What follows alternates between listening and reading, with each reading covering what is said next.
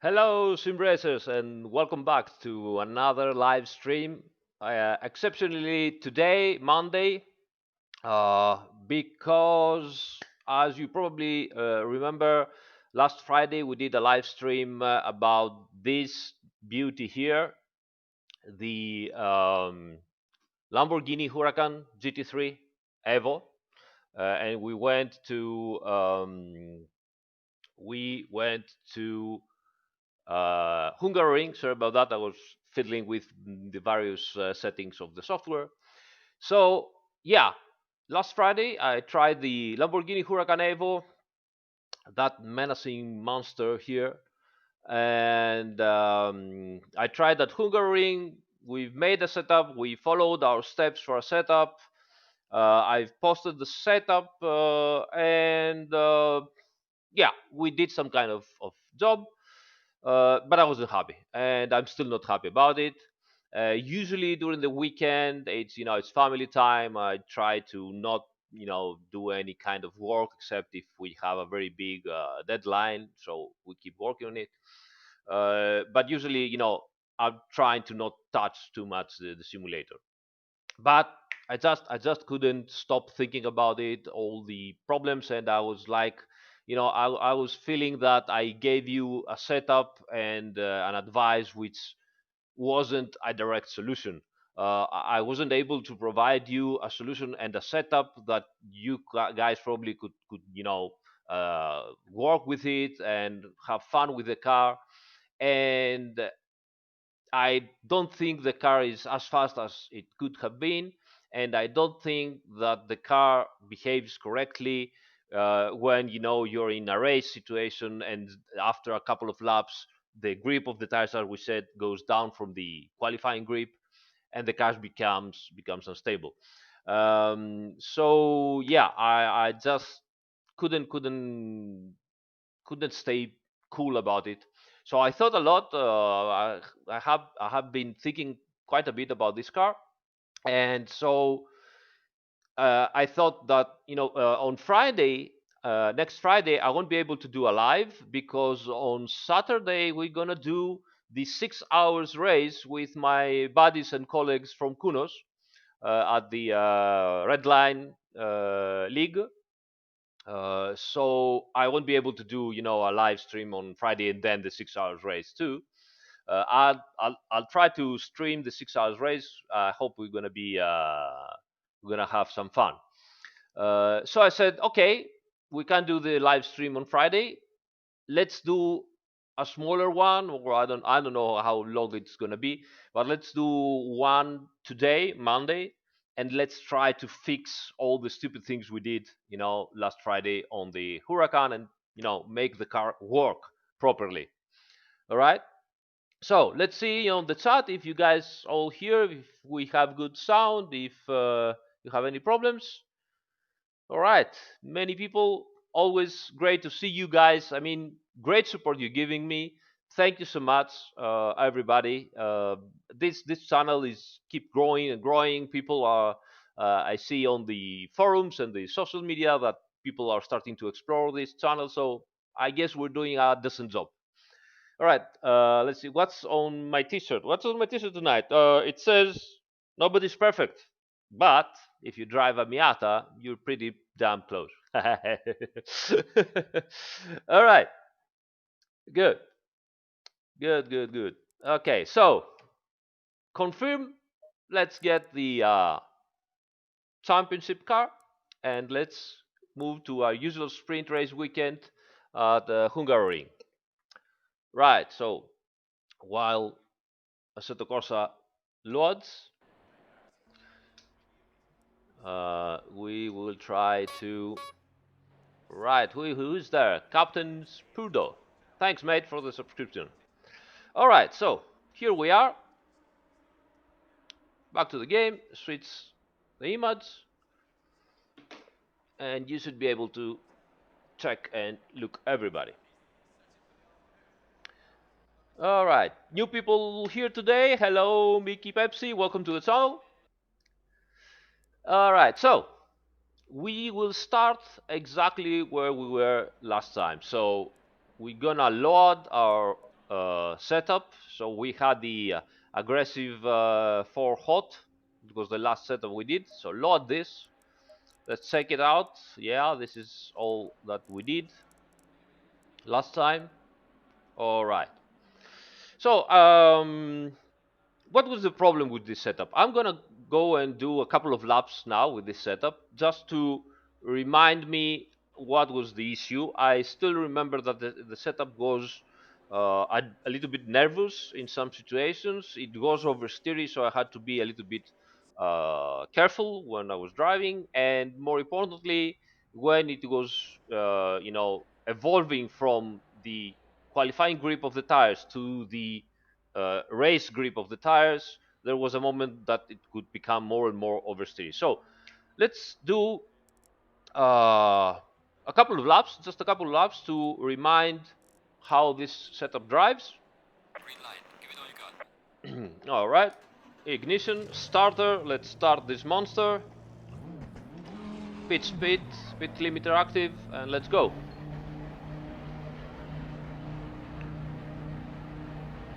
As usual, we're in free practice 1. And go. 10 cylinders, around 500 horsepower, obviously much less than the street car because regulations. Street car is around 620, really great engine. But for the race car, they have to limit the engine and bring the power down. Whoop. Yeah, oh, that's it. Still, obviously, a little bit of nervous setup there.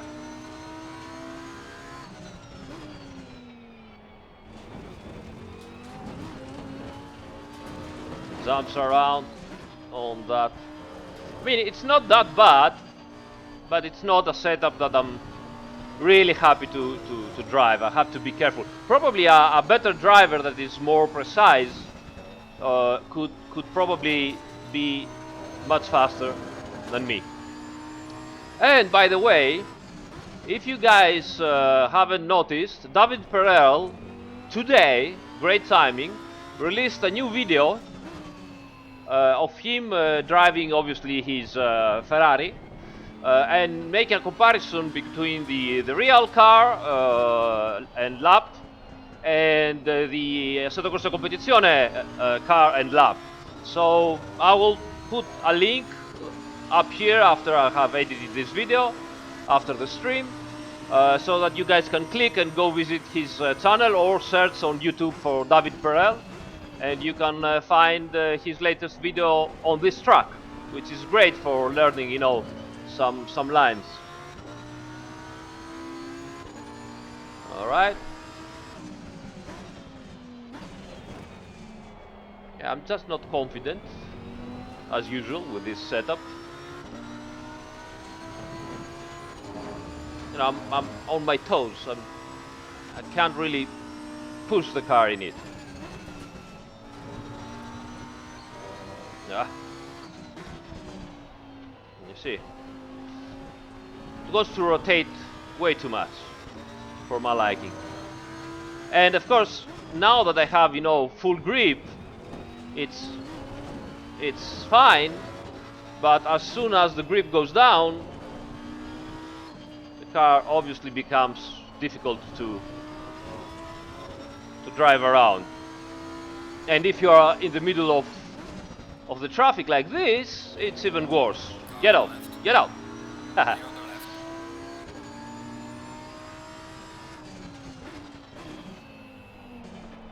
Oh, you see that oversteering, turning.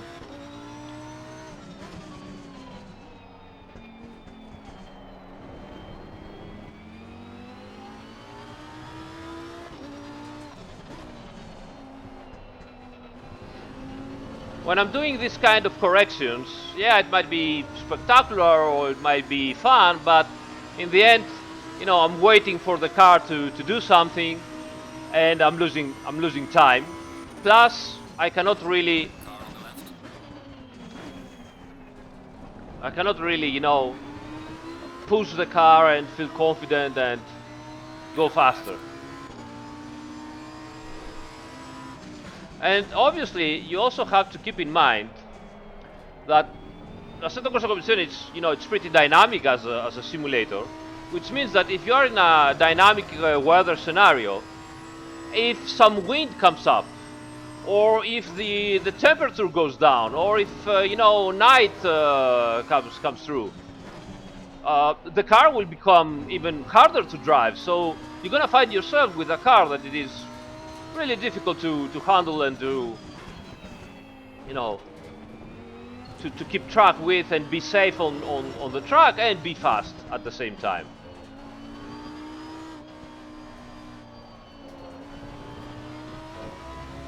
So with traffic I did a 46.8. I'm becoming faster right now, but we know that with this setup I did something like 45 or something like this, but that's not the important stuff right now. We just wanted to feel a little bit this setup and remind us what was the situation.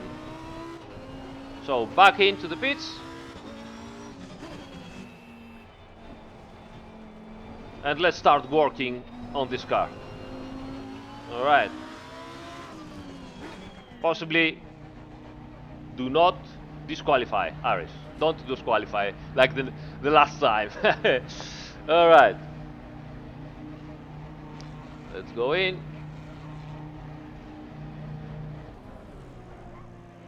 Okay, stop. Right. So let's see a little bit on the chat what's going on, and then we start working on the car. So right, all good. Uh, Urban Sim Racer asks which FOV and graphic setting I use. I use the default FOV because I want you also guys to have a clear look on what I'm doing with my steering wheel and the pedals, so that you can have a wider view. Normally, I would prefer a tiny bit less FOV and not moving the steering wheel, but I can handle. It doesn't have input lag here, graphic lag, sorry, here, so I don't have issues. And you can have a better idea of what I'm doing. I'm not a fan of those very close FOV that theoretically are and practically are more realistic, but in the end, this is my monitor, and if you make a very close realistic FOV, uh, you do have a better scale of the things as being in real life, but on the other hand, you are watching way too small of part of the ambient. So you're doing a compromise. I prefer a little bit of a different compromise. I prefer a little bit less realistic FOV, but a little bit wider view, so I can control what's happening left and right, especially when I'm in a race. Anyway, graphic settings. I'm practically on Epic with a little bit of less foliage. I have disabled the mirrors, and that's pretty much what I have done. And a couple of other things here. There, my computer is medium high. It's a Ryzen X 1800 and a 1080 NVIDIA, not TI, just the plain normal one. A little bit of overclock on the CPU, and that's it. If you play properly, I mean, in Assetto Corsa Competizione is a heavy graphically title and physically also needs tons of resources from your computer. But if you first select one of the presets in the graphics options and then specifically go and click one or two things while you're on the track, because you can do that. You can go here on the options, for example, and go into the video, you see, and you can have a look of what I have changed. So if you do this one thing at a time, I think you can find a very good compromise even on normal computers. All right. So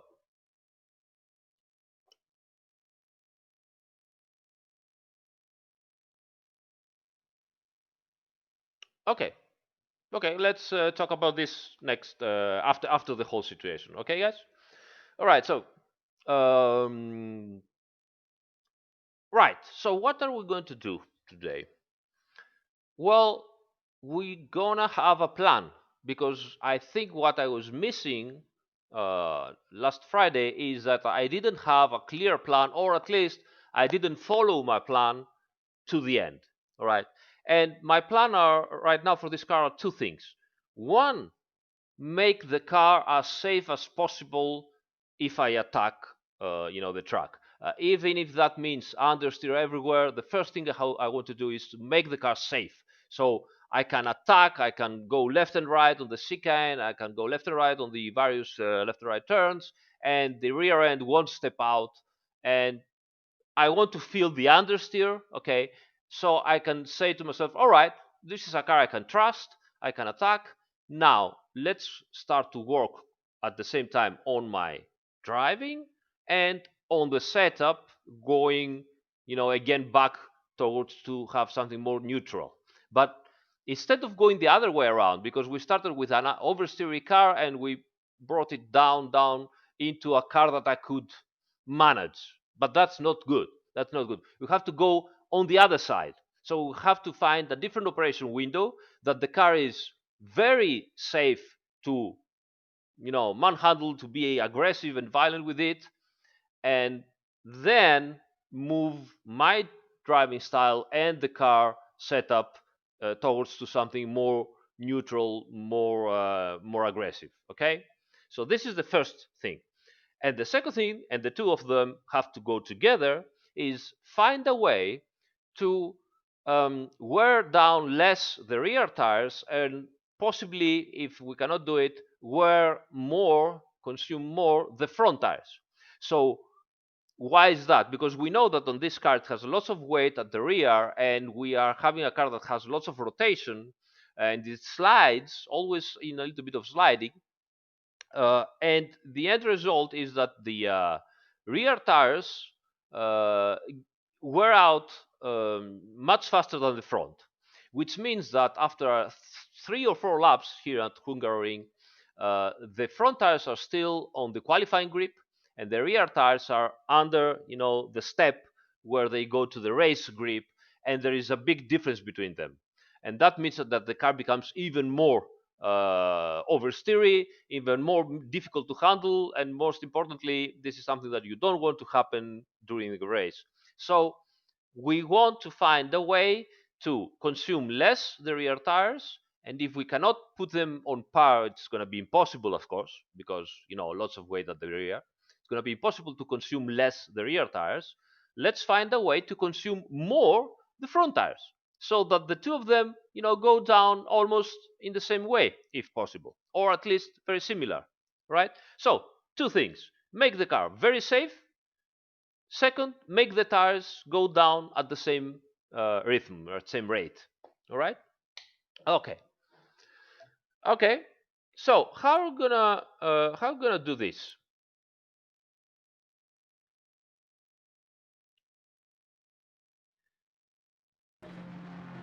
Let's go to the setup. So already the questions are coming. For example, Dazzle asks here, why not start with a safe setup? Yes, it's a possibility.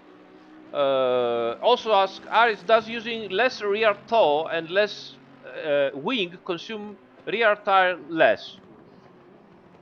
So we could start with a safe setup, but I would like to start with the setup that we have already done here, which was not so bad, okay, in the terms of how the car behaved, but it was still unsafe.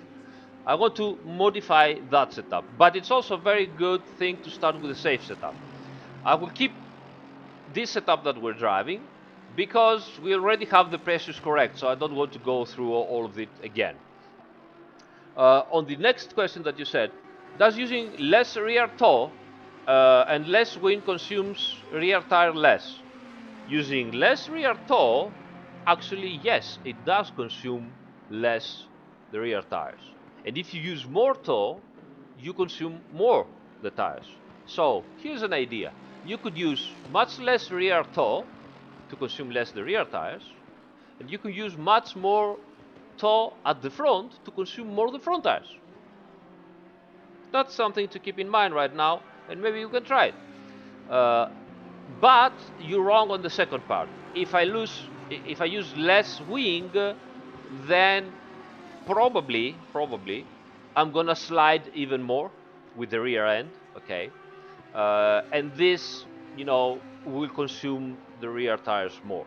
So what I want to do is put the correct amount of downforce at the rear, make the car safe to drive, and make the rears not sliding around, and possibly, as you said, minimize the consumption of the tires from toe and camber, maybe. So let's do exactly this that you said. So first thing is, okay, make the damn thing stay put, so it doesn't slide anymore the rear. So we know that the rear ride height can do that, and normally we go 2 clicks at a time. But this time I want to exaggerate, okay, and I'm gonna slam down the rear end. All right, I will bring it at the more or less at the same ride height as the front at 56, and I want to try to. I don't mind. I want to feel the rear end, stable, and even if the car is pushing, then it's fine. Now we did that. That's also said that if I use less rear toe, probably I will consume less my rear tires. But if I do this, I will also lose some, grip at the rear, or at least not grip, but at least some stability at the rear. So let's not do that yet, and let's try this slamming that we did at the aero with the rear right head. Let's try this first. If the understeer is, important, then we can try that and see what happens, okay? All right, so let's go.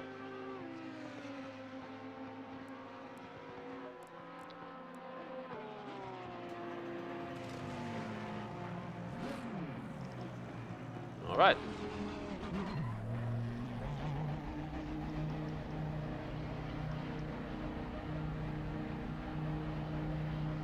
Okay. Oh, I see so many people that channel. Thank you guys. Hope you enjoyed. Remember to subscribe. Press the reminder so that you know when I'm doing my live streams. And you can also know when I'm posting the too long didn't watch small cuts. All right, let's see what we've done here. Oh yeah, yeah, we're still on dry one. All right, that's good.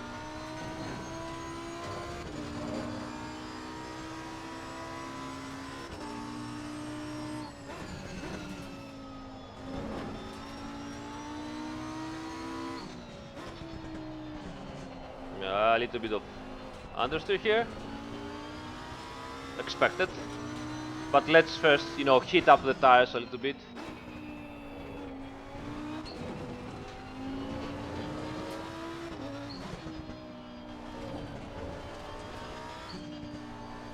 Yeah, some understeer here.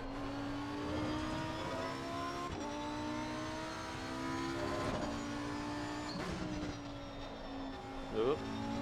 Have to stay off the throttle a little bit to move the nose in, but it's not so much understeer as I would expect it. It's not that bad, which gives me some hope. Whoops, that's a little bit more here.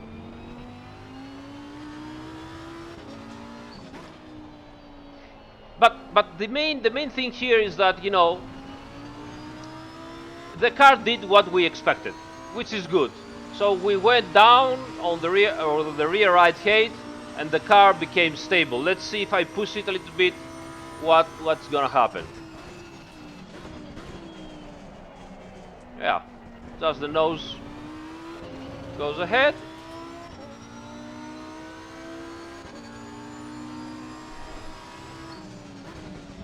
This is a turn where I had ooh. Usually I have oversteer here, and the car kept going straight, which is, it's not what I'd like, but it is exactly what I wanted right now. So it seems that plan one, you see, understeer here too, very planted at the back end. So plan one is good. We have understeer, rear end is stable, understeer here too. Tiny bit of oversteer, but I really jumped a lot. Very good there over that curve. Nice. So again, don't let the understeer scare you off, and you think, oh my god, this doesn't work anymore. The car just goes straight. No problem. This is what we wanted right now. We wanted to have a car that stays stable. That's it. And you see, I don't have any issues to pull the car in, step on the accelerator. Just does whatever I ask the car to do, except that obviously when the grip ends, it will just understeer straight out. For the 6.3, if I learn a little bit the car and change a little bit my lines, it will probably be even faster. So it has potential, as we say. Whoops, anda.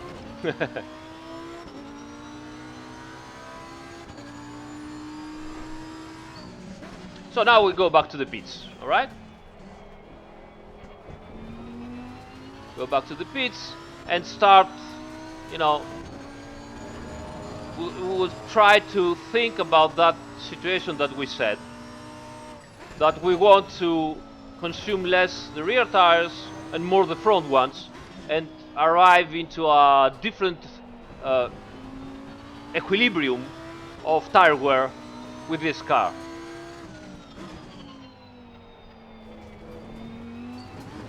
Oh, that was nice here. Yeah, you see how stable the car is over those curves. I don't have to do any corrections over the curves. Obviously, again, yes, but Aris, but you're going straight everywhere. Well, not really. Yes, but that's what we were searching. So why not? Look at that. Boom, boom. No problems. Okay. So let's go back to the pits.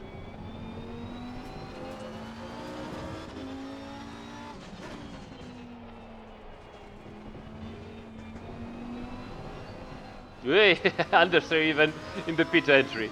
Okay, don't disqualify again. Right. Okay, good.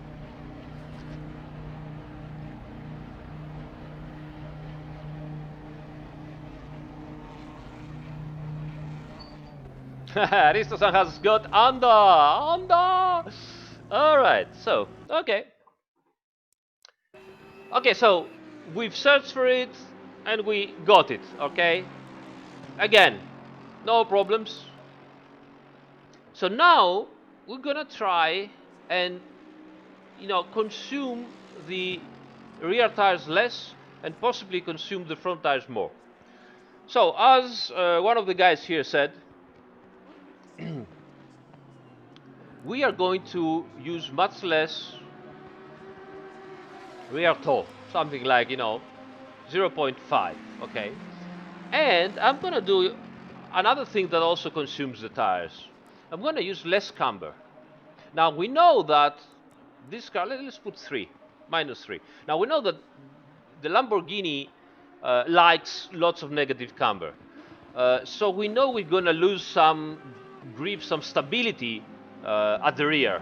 But we also have lots of stability right now, so much so that it translates to understeer. And another thing that is important, that lots of negative camber gives you lots of lateral grip, but also makes the car makes the tire a little bit twitchy, makes the tire a little bit nervous. So it sticks and sticks and sticks, and at some point it's just let go. When you're losing less negative grip, you get a little bit less of lateral grip, but you're losing that lateral grip a little bit more homogeneously.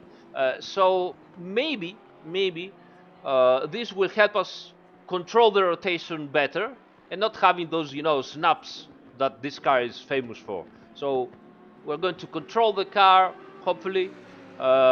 We have less tow, which is gonna rotate the car even more. And we're gonna do a little bit of a strange thing here. I don't know if it's gonna work, I hope so.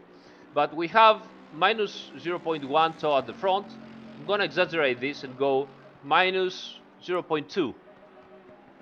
This hopefully will give me even a more aggressive front end at turn in. At turn in it will be more aggressive, but I can do this now because I had more understeer, and that maybe it will maybe help me to rotate the car at turn in and then keep the rotation through the whole turn. That's the idea. Okay, let's see. That's the idea. Let's see what we're gonna do. Let me check that we use tire set 1 still. Okay, now before going out, let's check here. We have 2.95, 2.93, 2.92, and 2.94. If the setup works right now, why am I screaming? Sorry about that, guys. So if hello everybody, more and more people coming on. So who's here? Mertzak Solak from Turkey. Hi, mate. And Celtic Pharaoh, buongiorno. And Chris Dodds, καλησπέρα. Everybody's here. Fantastic. Great. Thank you so much, guys. All right, so what we were saying. If the setup kind of works now, we're going to stay out for at least 4 or 5 laps so that we go off the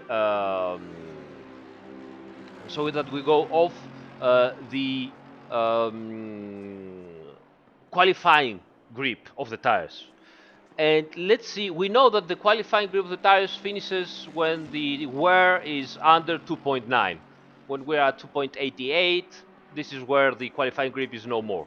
So let's see if we can manage to have both front and rear at a similar rate of wear. Kyle Mack, oh, thank you so much for the tip, mate. Thank you. Fantastic. Oh, thanks, that. I'm gonna use it to get a better microphone. All right, so let's go. Let's go. Actually, you know what? Let me save this. I'm gonna call it number 5, and I'm gonna give that to you guys into the whole, zip with all the setup, so that you can try and see how the car evolves, and see also if one or the other suits better your style. All right, so save that, and let's go.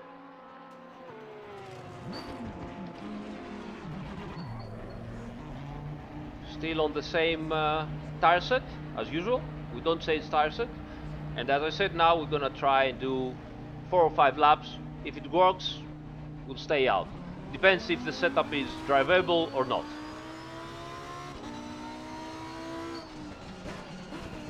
Let's raise a little bit the sound here. Nice. I like it.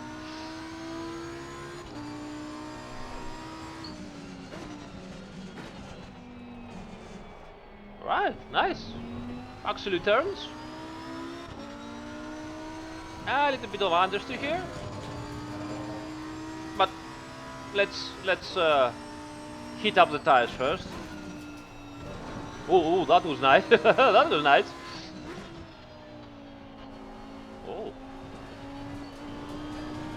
Oh, that's interesting. Alright.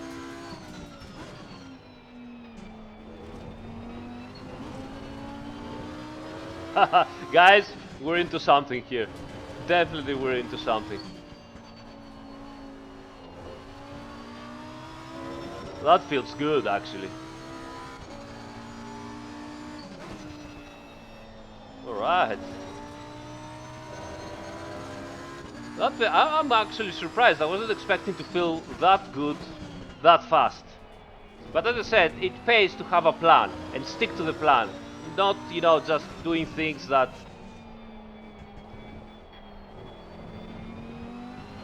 you think are gonna work and follow a different road. But it happens that you follow.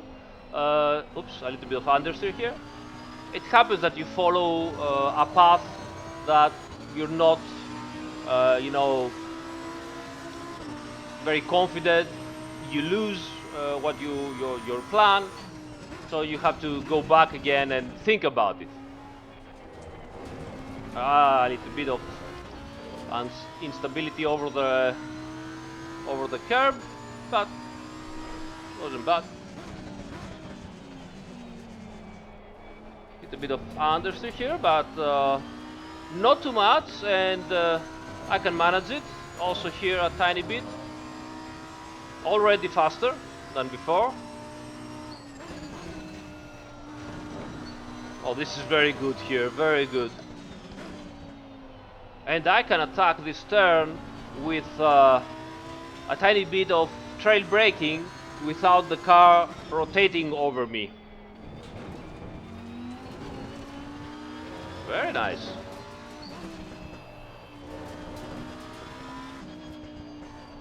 Very nice. A little bit of understeer. Alright. Oh, I'm very fast. Oh, that's a fast. Understeer.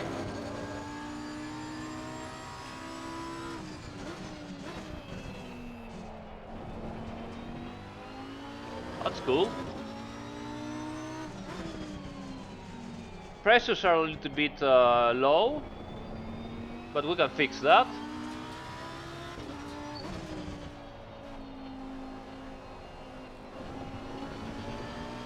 Nice. I have to be a little bit careful because the setup tends to be a tiny bit under the 45.5. Okay, come on, come on.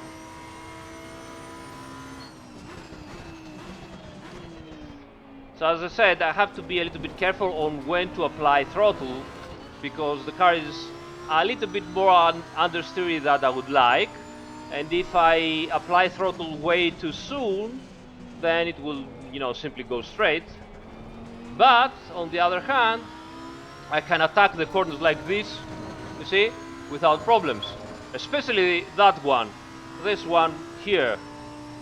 This one was really terrible before. Now, oh, so stable, amazing. And this one, yeah, I can be smooth and precise. Even rotate the car with a little bit of power oversteer. Nice.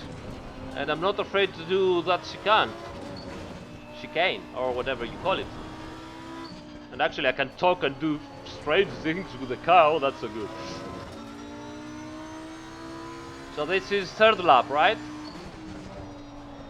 You see, I missed my braking mark there, and I forced the car in, and I didn't have big problems to catch the car. That is very positive. This is what I'm talking about. Oh man, you see, you told me I should have double apex the penultimate turn, and I was reading at you and I completely missed my braking point. Alright, no problem. We'll do it now on this next lap. Alright, yeah, 47.6, but with the error. Should probably, you know, watch the road instead of reading your chat, guys. But I really want to read the chat because you guys always pointing out the best things, so it pays. So yeah, I can, you know, here it is. So I can attack the turns, and the car does what it does. If I mistake, if I do a mistake, then the car doesn't bite me. It doesn't rotate too much and doesn't bite me. Ooh, you see? Saved it. Woohoo! Saved it. Should better drive a little bit better, right? Yeah. So what we were saying. I can protect. I can attack. But most importantly, I don't die.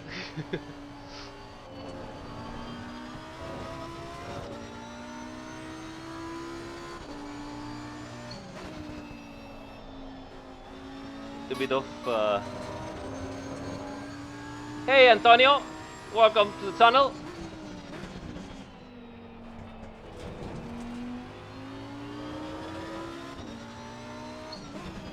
Let's do this V thing. No, I didn't do it properly. Next time better. Have to experiment a little bit with the line. I saw that on David Perel, so I have to see if it works better. I'm afraid that might I will need a couple of laps to understand what I'm doing.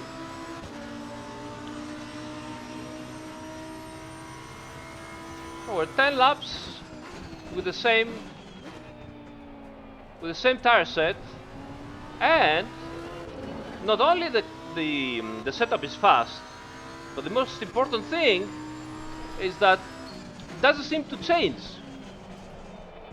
It doesn't seem to. Well, here's some oversteer. let's move on and see if some oversteer will manifest or if that was my fault. Still a bit low on pressures, so I might have to move up.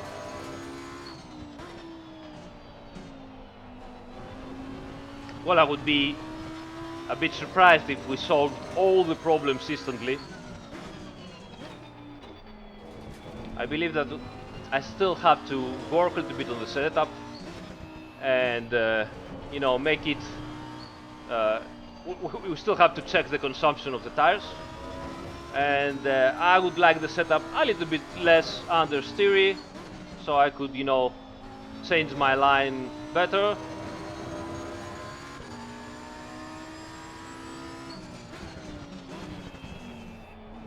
But for now, this is a pretty damn good setup.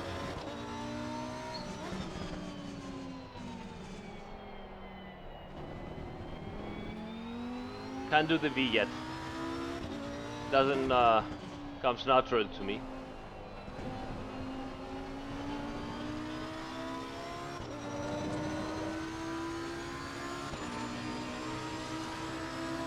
Yeah, let's do 2 more laps. 2 more laps, and then we can see.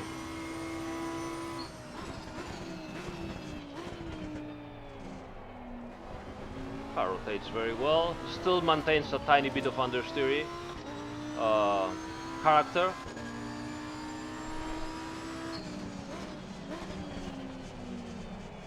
Yeah, I can handle it here.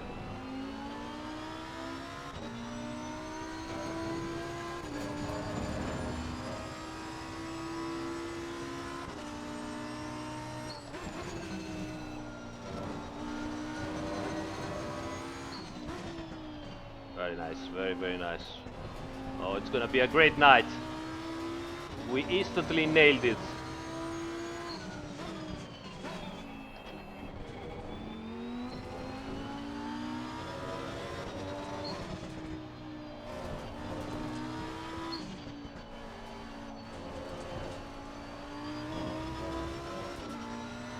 Yeah.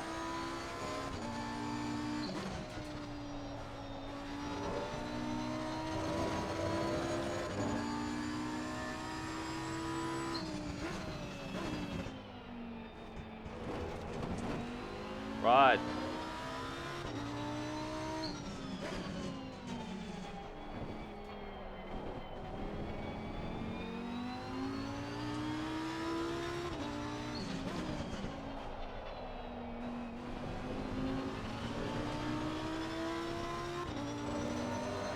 Could probably even use less traction control. Okay. In lap. We're doing this and go into the pits.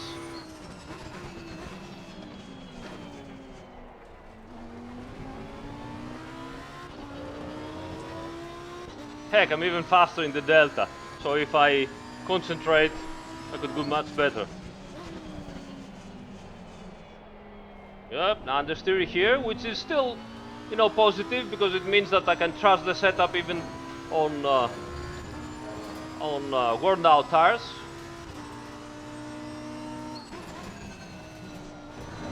Yeah.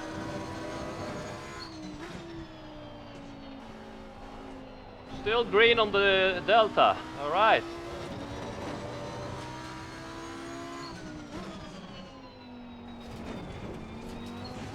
Woohoo, woohoo. Okay, that's on me. My bad, my bad, my bad.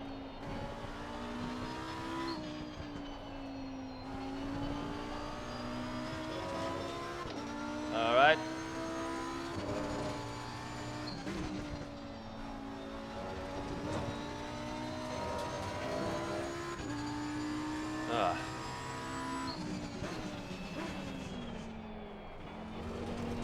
So good.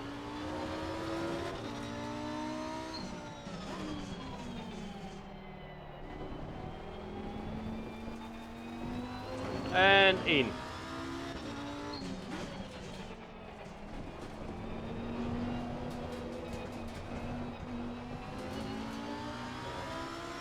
And limiter.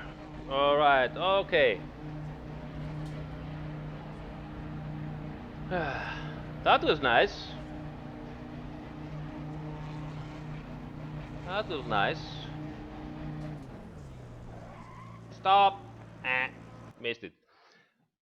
All right.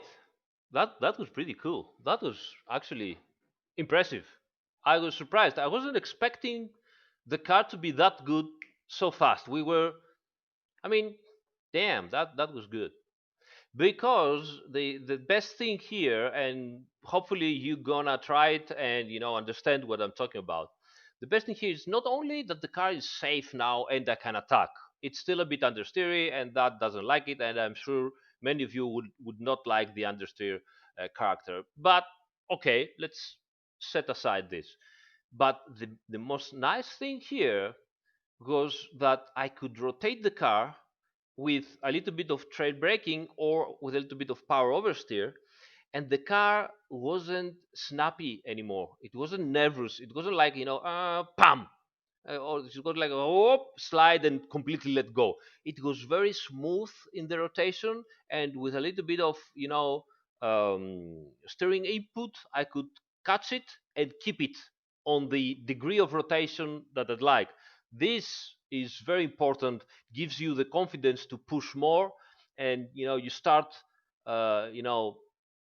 feeling connected with the car instead of having a car that fights you and you fight it back. And that's very good, very good. Okay, so let's see a little bit the chat, how you guys are doing here. uh, Hello everybody.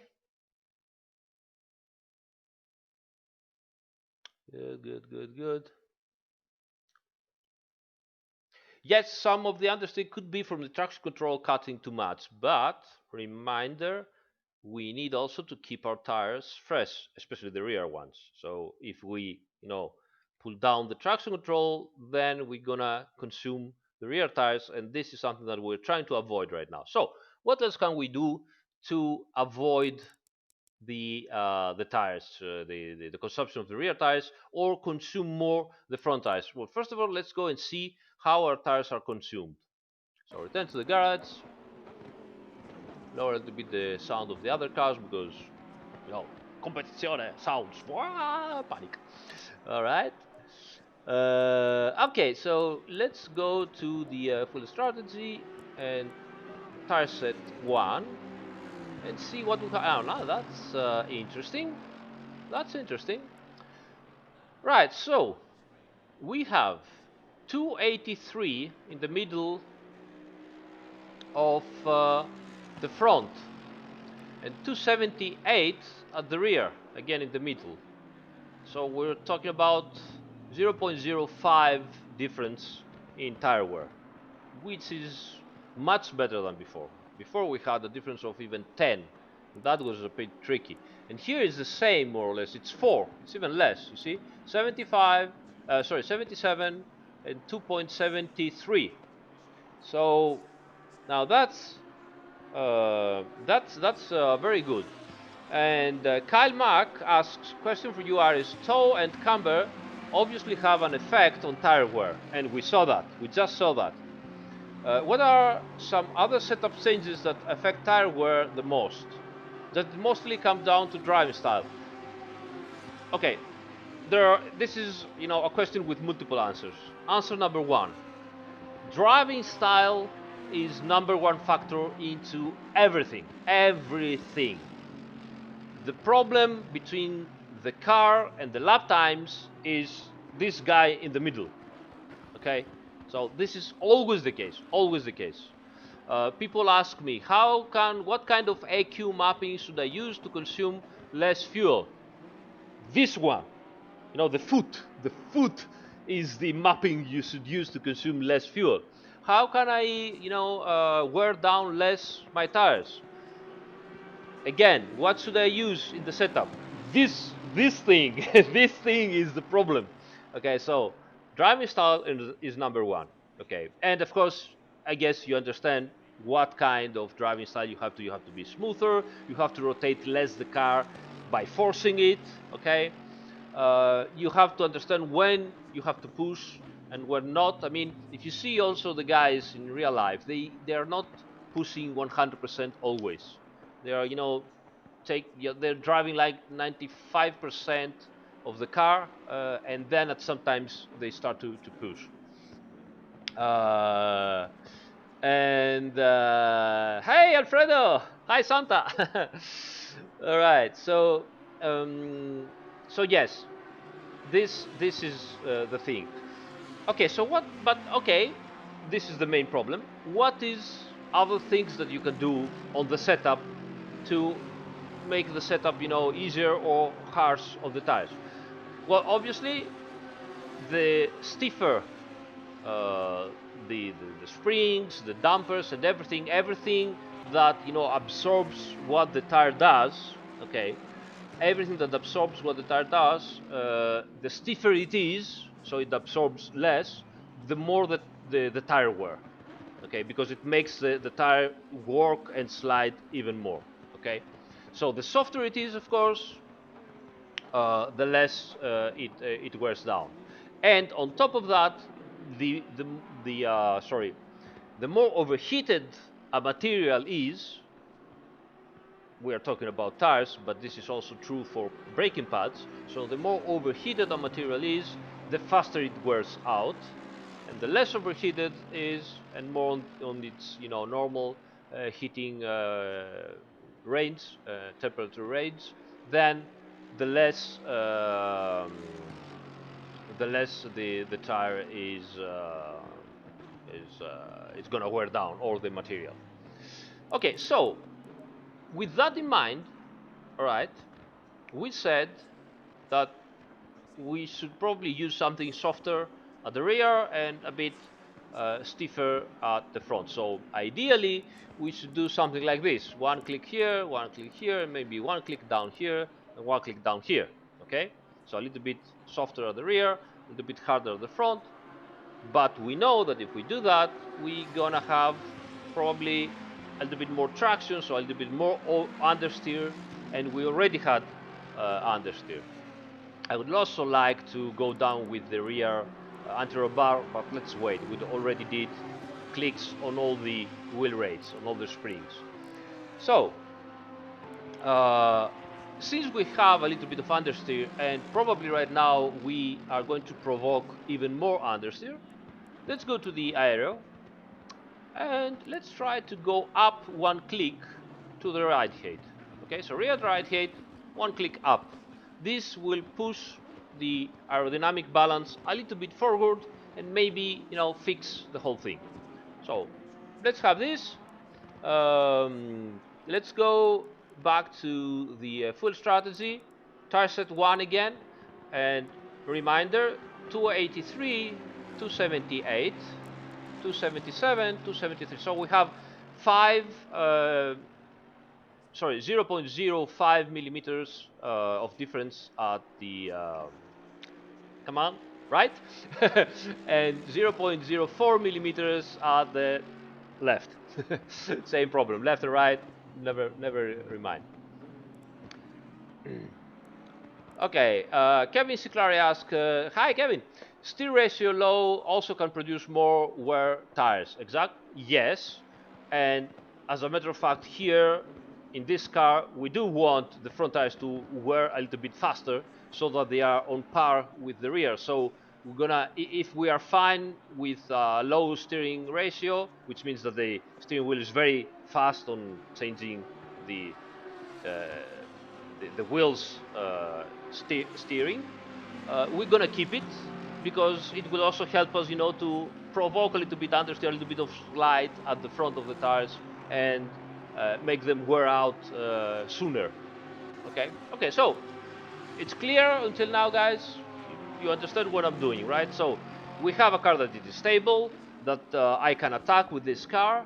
It's easier, much easier now to control when it slides, and I want to provoke even more tire wear at the front and less at the rear. So what I'm doing is I'm making the front end stiffer and the rear end a tiny bit softer. I don't want to exaggerate, because we know that if we make the rear end much softer, then it will start to oscillate up and down, and this will create havoc with our aero platform. All right, so we don't want to overdo this. Okay, all right. Chat is silent, so it means that either you guys all fall asleep from my talking, or that you understood everything, or I don't know why. All right, let's go. Start the car.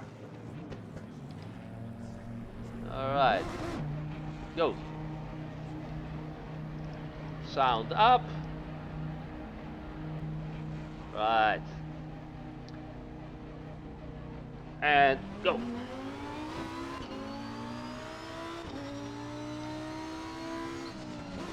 So let's see if the car still maintains its safe character, and at the same time, if it has a tiny bit less understeer, or if you provoked even more.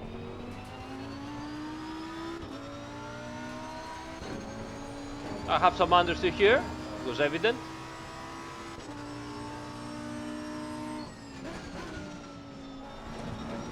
Very nice over here. Looks good here too.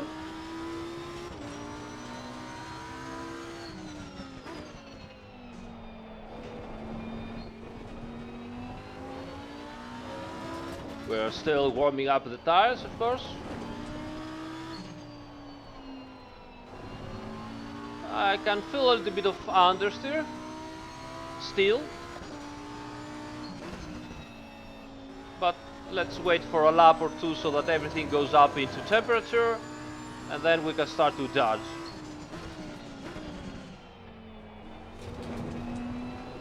That was nice.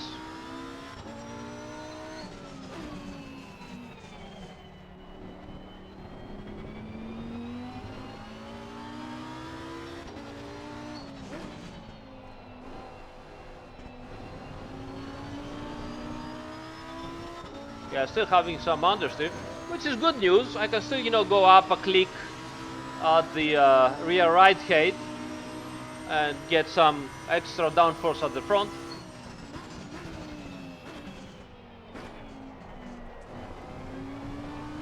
Or I could use a little bit of less traction control even. But again, we have to be careful with that, because we don't want to, consume more the rear tires, so we need to find a compromise on this. That was decent, now that the tires start to have proper temperatures.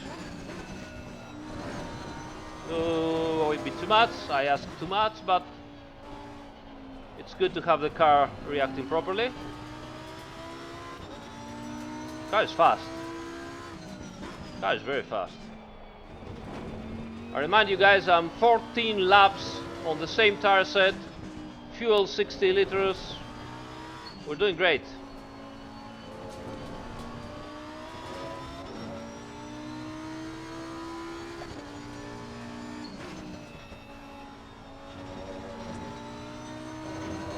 I was afraid to go into the accelerator, but the car was so stable. I should have gone on the accelerator much sooner. That's great news. Whoops, a little bit too much here.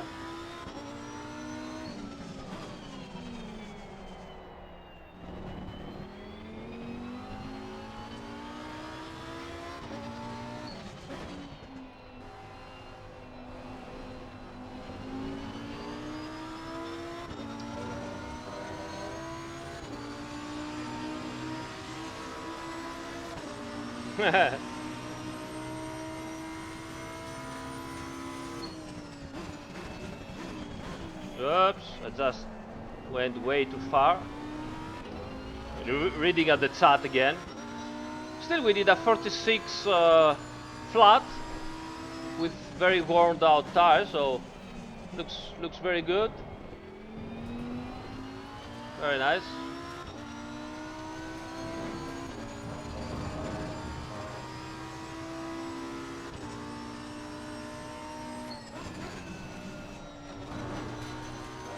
Nice. Nice. All right, go, go, go, go, go.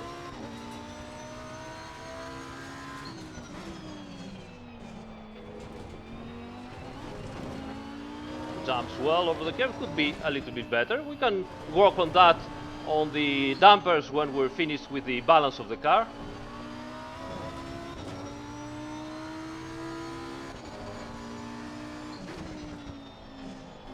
I'm talking too much for driving. So let me tell you guys that when we're gonna do the 6 hours, I won't be talking that much.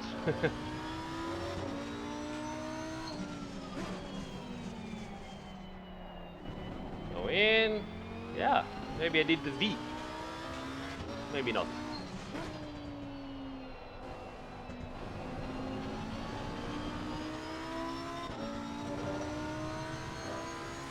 Car is, stable. Keeps going properly.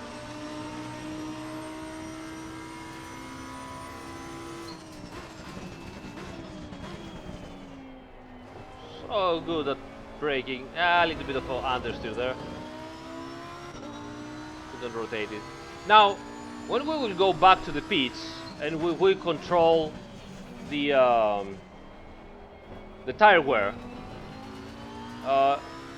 we shouldn't see uh, the rears being closer to the fronts, because obviously the rears keep getting worn out more than the fronts. All right, so aero bit intensifies. Takumi. So we should see still the difference between front and rear becoming even wider, but the less it is, the better. And if we see the same difference, well, then that means that we're into something. But with this kind of driving and sliding, I don't think so. Have to be more careful.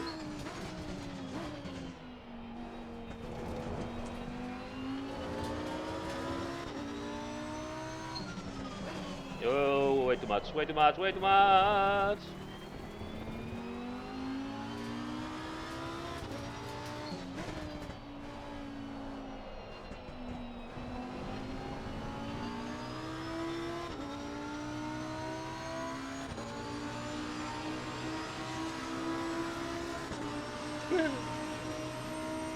Okay, don't make me look at the chat, guys. Come on, come on, come on.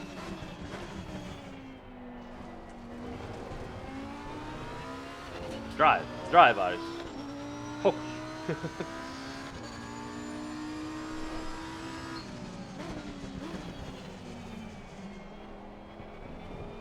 Don't spill up the tofu. Come on.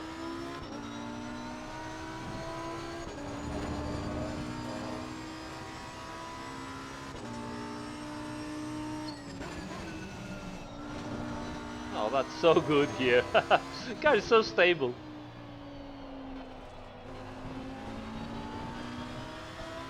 Amazing.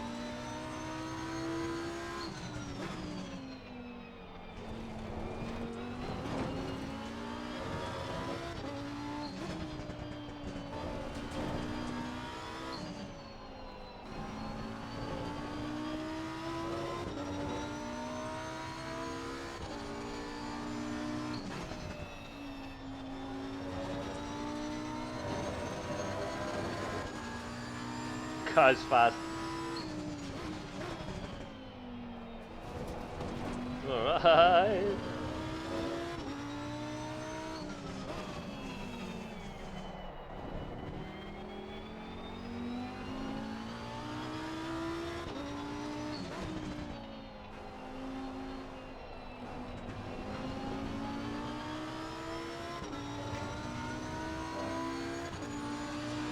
Almost the same lap, with 18 laps, worn out tires. Yes.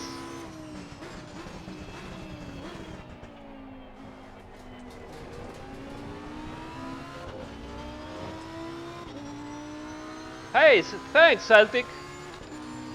Oh, thanks, guys. Really appreciate it.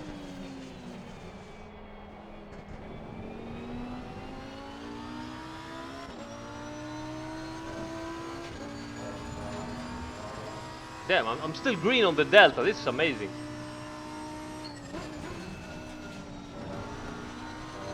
Look at this.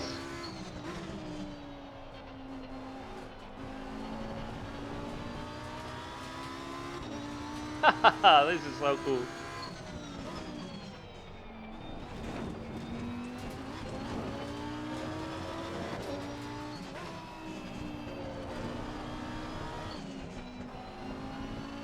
Yeah, I overdid it. My fault. Still close, but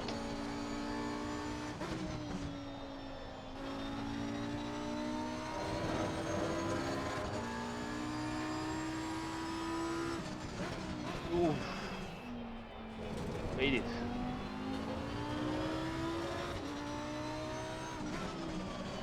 Yeah, all right. Yeah, yeah, sure. Okay, okay. Let's go. Let's go in. Let's go in. That's enough. That's enough. I'm asking from the tires impossible things.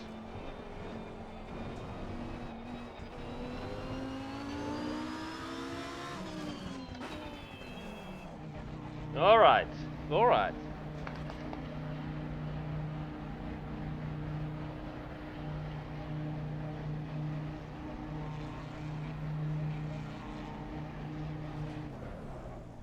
Okay.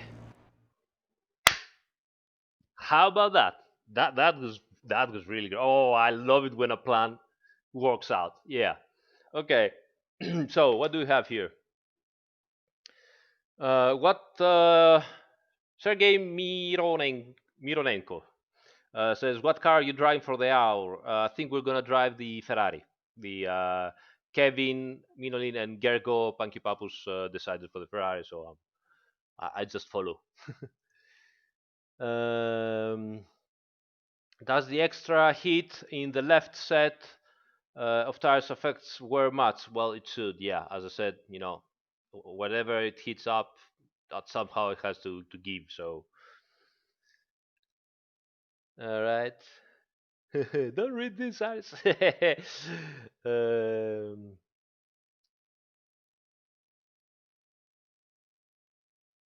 if you can't drift, you're weak. Yeah. Aris, do you have a special car in ACC at work modified to have huge steering angle? Be honest. For the drift, you see. Hey, drift apprentice, your nickname, right? Aris, what are the optimal brake temperatures? I believe we have them on the forum, on the dev blogs. If you go and search on the official forum in the dev blogs sub forum, you will find the brake pads and brake ducts and everything information there. And the optimum should be something around what is it, 450 Celsius to 650, 700 Celsius, more or less. It's a little bit different front and rear on the same pads, but you're more or less that range. Okay. Okay, so yeah, we will try the Porsche too, but on the Porsche there's not that much you can do. You just have to fight it, and he will and she will fight back. All right, okay, so let's go in to the garage, and let's see. First of all, let's see how we are in terms of tire wear. All right, tire set. Nice, nice. 72 and 65, so 7 difference. Not that much of a difference. 63, 56. All right, 43, yeah, 7 again. I wished it was a little bit less, but it's not that bad, to be honest. Uh, Especially considering that we drift a little bit more than we should have had. Yeah, pressures were not so good. Temperatures were okay, but pressures were so, especially at the back. So we could raise a little bit the back. Actually, let me save the setup. So aggressive number 6, so that you guys can try it exactly step by step as I do the things. All right? Nice. Now, we could go up by 0.5 psi here. So 1, 2, 3, 4, 5. Let's stay, yeah, a little bit less. Let's do 3. So I did 5 minus 2. And here another 3. 1, 2, 3. Okay. Okay. Right.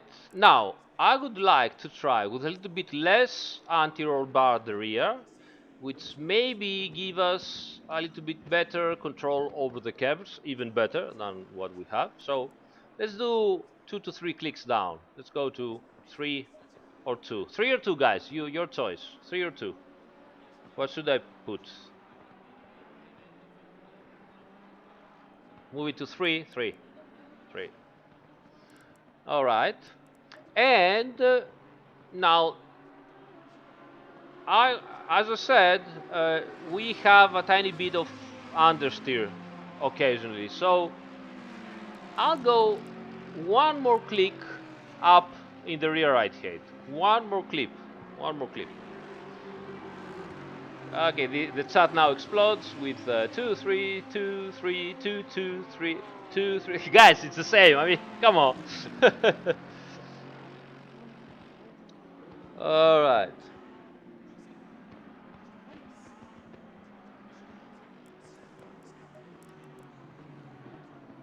Okay. I'll stay like that. And greetings, PG49 from Finland. Hi, man. All right. Okay, let's do this. Let's do this. Let's go for another. Did I choose the correct tire set? No, tire set 1.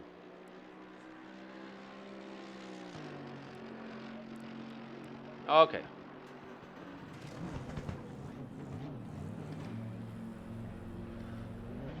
So we just have 4 minutes. So let's do a couple of laps. See how the car reacts. We already have 19 laps on those tires. And hope for the best.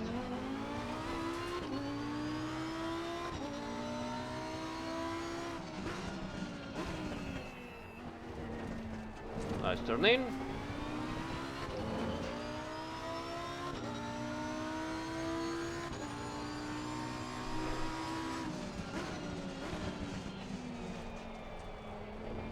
Very nice and clean and close to the line there, to the apex. Oh, no understeer here. Let's hope when the tires will heat up, it won't have oversteer problems.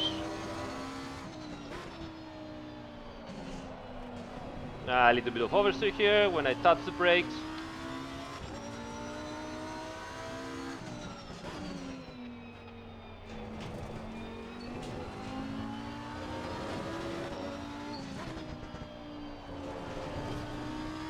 Nice.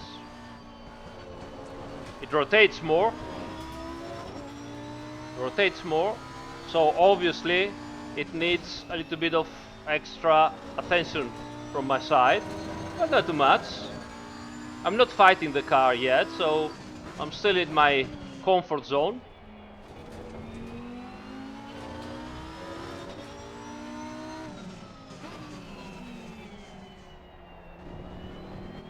Nice. Nose instantly got in when I asked it for. Ooh, went, ooh. Yeah, when I'm asking too much for the car because I missed the braking point, then I get some oversteer, which starts to indicate that I'm starting to have a more neutral setup, that I need to be careful and not do stupid things, because otherwise obviously the car will rotate too much. And ooh. All right, my bad. That was a lazy foot on the accelerator. But the car rotates so well here.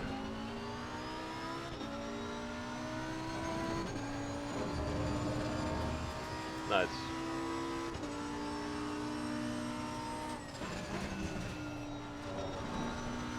Nice.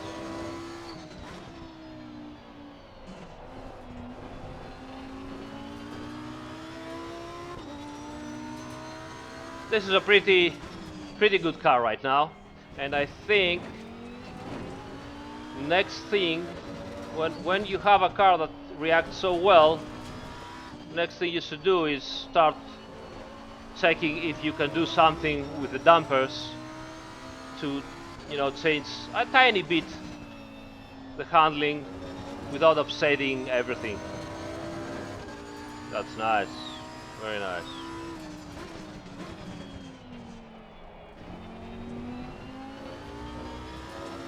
Right.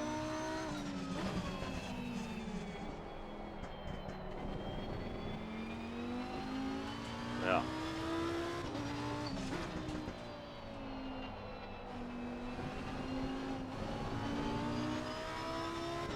Let's pull down the traction control to 2, level 2 traction control. And see if we can keep it even with, worn out tires.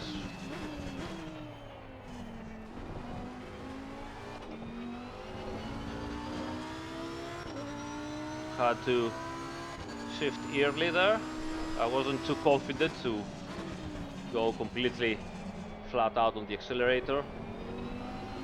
Yeah, it has some power oversteer if I go too violent over it.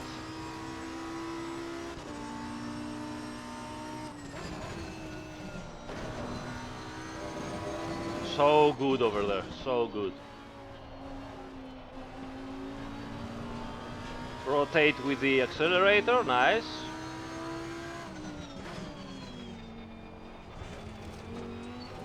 I kept the car here, not bad.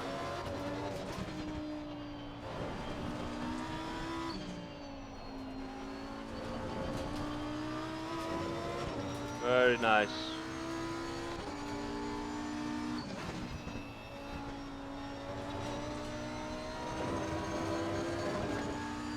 Very nice.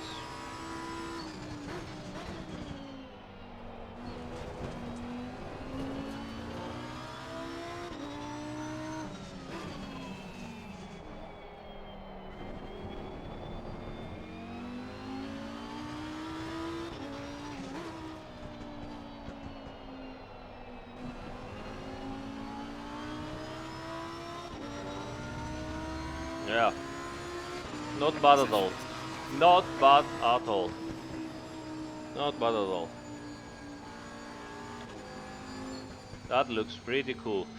Pressures are very nice all around. Maybe a tiny bit too high at the rear left, but overall very good. Yeah, I could go a click down there. Very stable setup. Actually, no, very neutral now. The setup. It responds very well to all the inputs.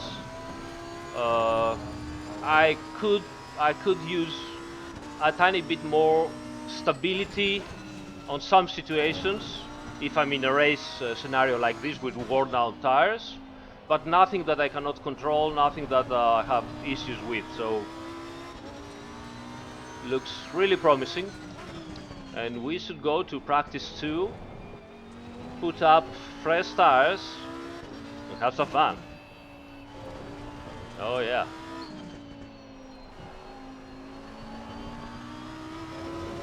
See, I mean, I can drive like this now, in a relaxed way.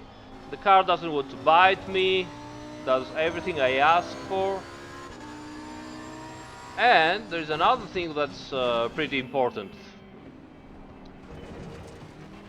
We are at a situation of the setup that we can easily decide if we want a little bit more stability or a little bit more rotation, and 2 or 3 clicks at the rear right height can make it work for us, so we don't have to walk all around the setup to change the character of the car. That is exactly the point, the magic point that you want to be. So practically we can, you feel the car that rotates. You get my setup. and you feel the car rotating way too much, fine. You go into the setup, you lower a little bit the ride height, okay, and you're done. You feel that the car is too stable and you want more rotation, you go to the setup, you raise the ride height, the rear ride height 1 or 2 clicks, you're done. That's it. That's all you have to do. All right. So uh, let's see on the chat what we're up to.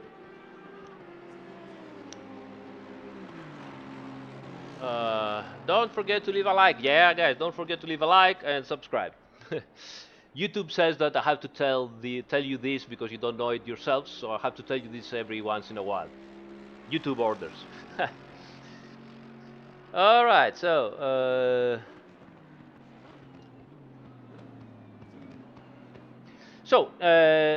Nitzer24 asks a very nice question.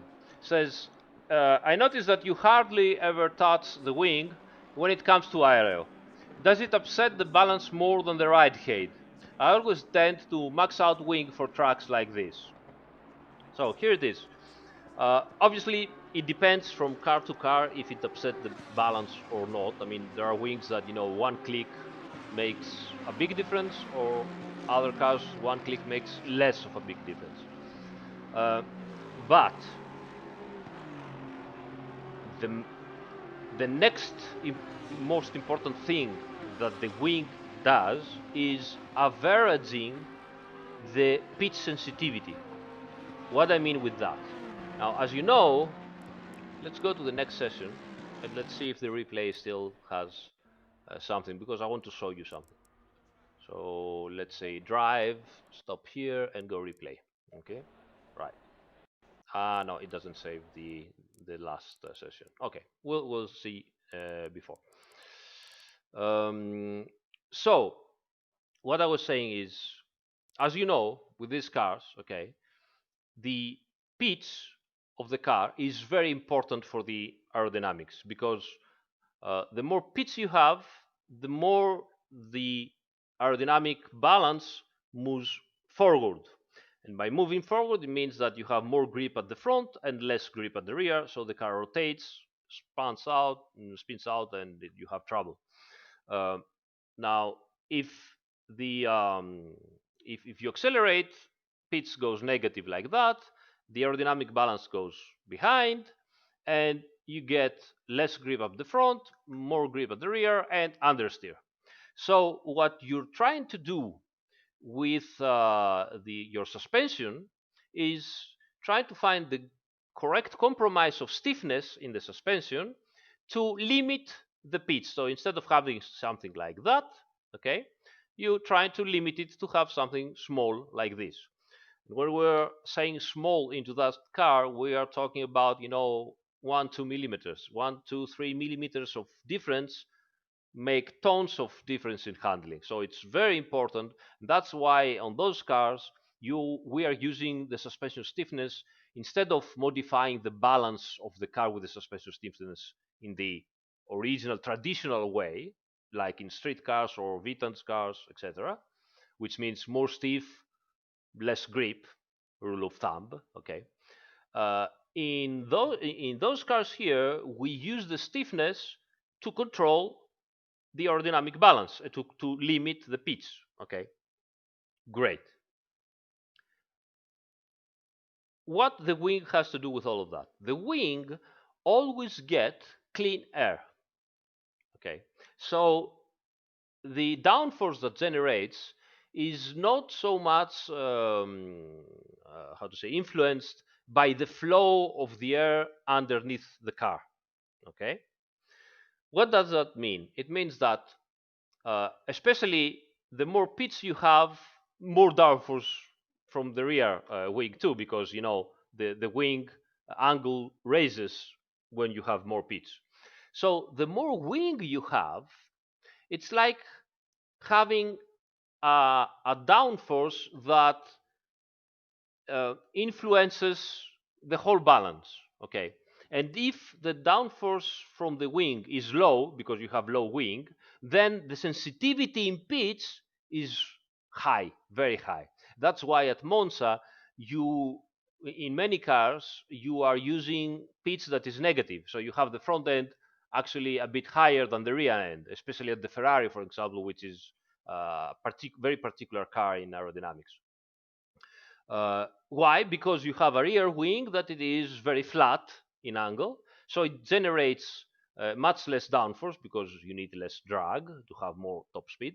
Okay, but that means automatically that the car becomes very, very sensitive to pitch.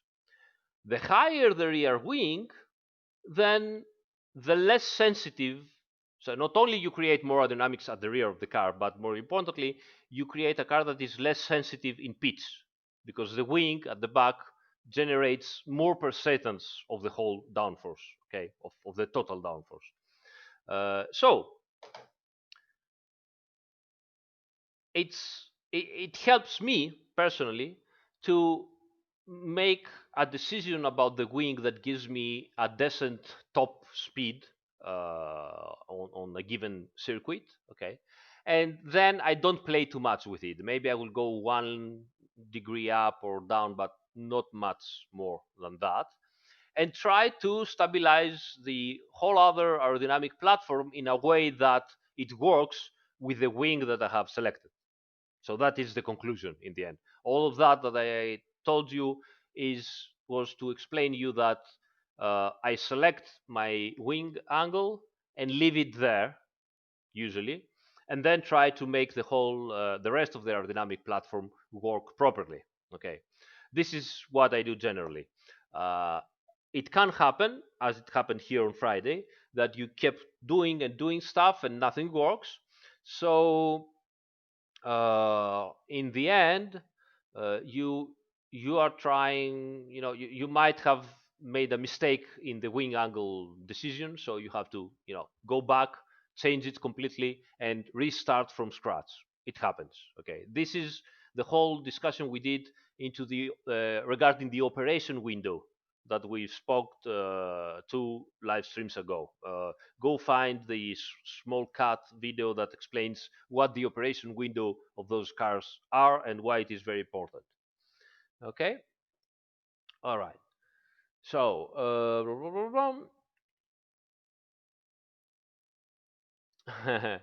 do aliens like little or much speed sensitive?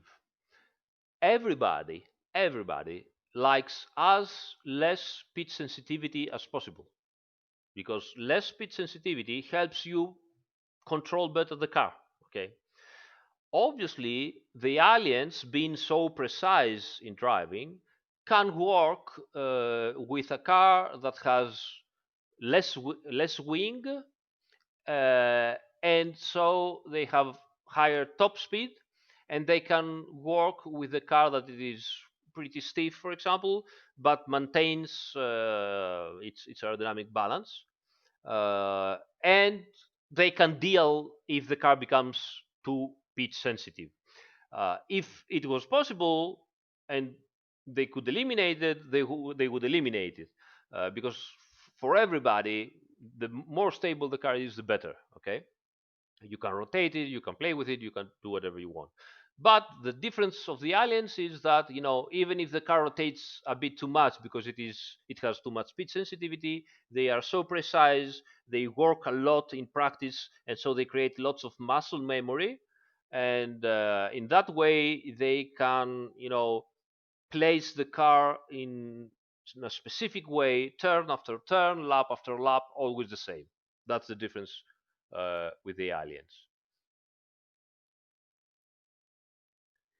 Celtic Pharaoh, but can't stiffening front bump stop rate compensate stability for the reduction in rear wing? Yes, of course. But obviously, it's always a compromise because you're losing mechanical grip. You making the front end jump way too high on curbs and stuff like that. So it's always a balancing out act. You know. Hey, thanks, Theo. Ooh, wow, man. Thank you so much. Thank you. Appreciate it. Glad you like it. Well, that's a very good tip. I can use it to get a better microphone then. Yeah. Thanks you so much, guys. Really appreciate it. Really appreciate it. I appreciate it, and I am so happy that I see all your comments and chat interventions here, that you guys are starting to put into practice whatever we are talking and the advice that we're giving here, and you are having results, and you getting more fun out of the game, and you start to understand more about vehicle dynamics. This is the best compliment that I can get, so thank you so much.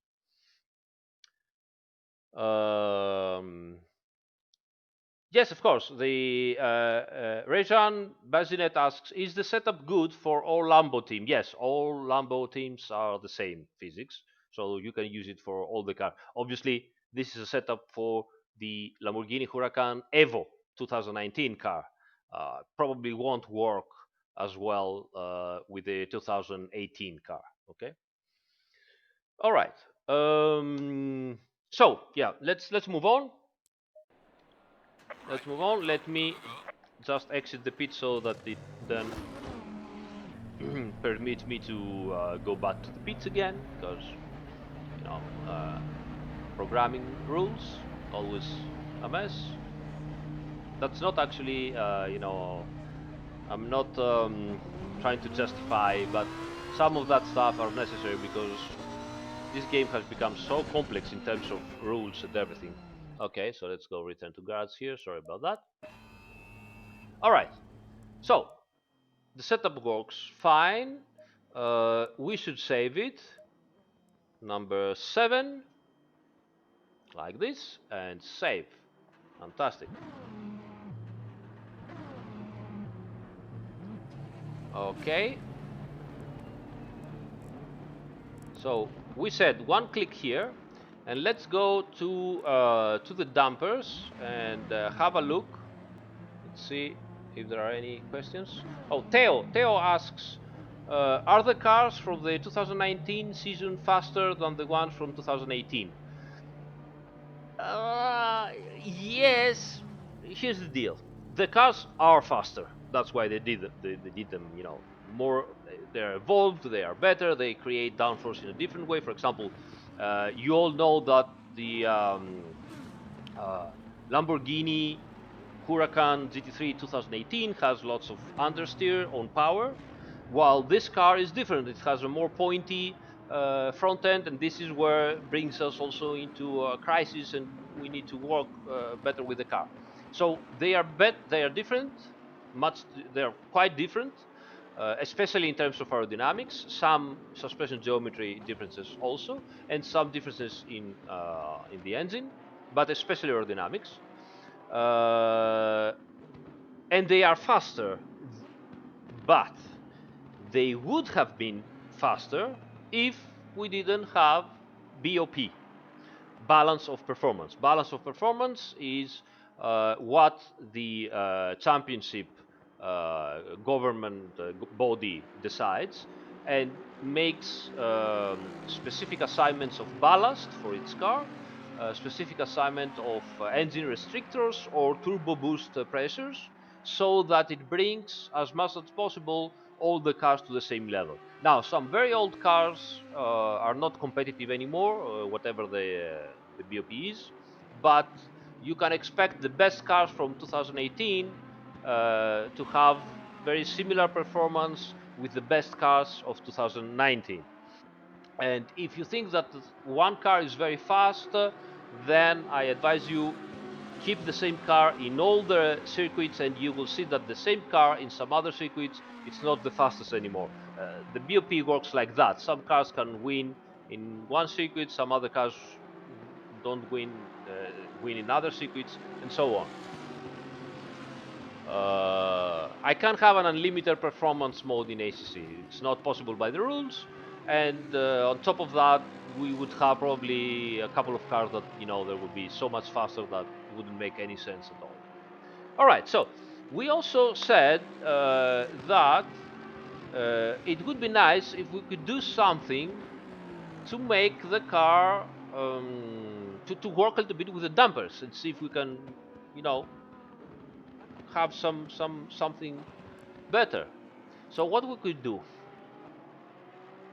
the stiffer the dampers, we know, the more tire wear we have. So I would say let's put this to 25 or 30. Okay, let's put it at 30. There's so many clicks here, we can go up by 10 and raise this one by 10 too. That will give us faster rebound, will give us some stability when we are jumping over the curbs, because it's gonna lose a little bit of grip at the front probably, because it's gonna, jump. It's way too stiff. And let's move down this a little bit like that. Okay, yeah. We could move down these too, not too much. Don't want to exaggerate. Yeah, something that makes sense in my mind. I'm just, just clicking right now. I'm not. So I want a little bit of softer rear and a little bit of stiffer front, which again is what we're trying to do. Make the front tires wear out first, sooner, and make the rear tires wear later, possibly. Obviously, we won't be able to achieve this, but if everything goes according to plan, yes, the rear tires will wear faster, but the front tires will wear almost as fast. So we're gonna have something like this, rear tires, front tires. The grip will go like that down. All right. So we're gonna keep some balance. All right. No, I'm not explaining fast dampers now, guys. Just short reminder, fast dampers are for bumps and oscillations. This is what you control with fast dampers. You control all the fast movements of the suspension. We also have some very nice surprises for the next update for Motec, something that you guys asked a lot. Uh, but I won't talk about that now. Keep, keep tuned and you'll see. Okay? Good. You asked for it and we deliver as usual. All right. So, yeah, current setup. Tire set number 2. Fresh tire set everywhere. I'm gonna go out.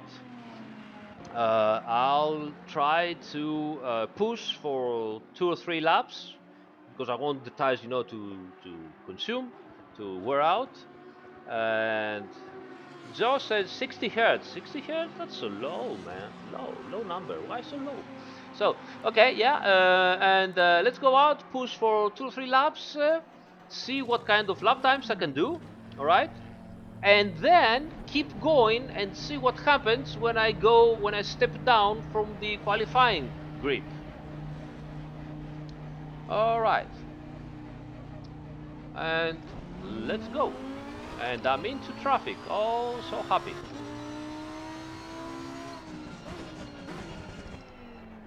Pump up the volume.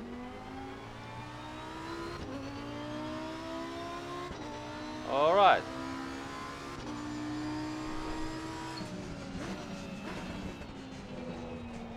Oh my god, fresh tires. Fresh, cold tires.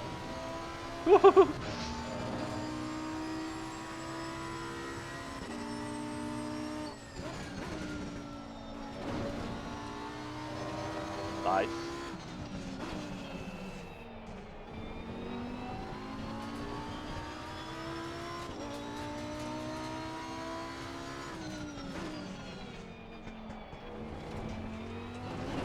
Nice.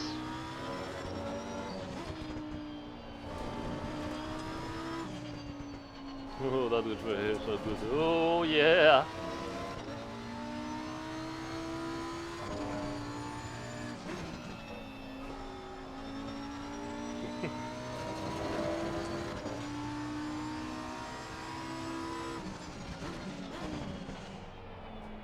Okay, I won't be able to do fast laps because I'm straight into traffic. But let's see if with the fresh tires and everything, can do some clean overtaking maybe. Guys are going fast here now. It's practice too, so they are good themselves too. Let's move down to traction control 2 and see.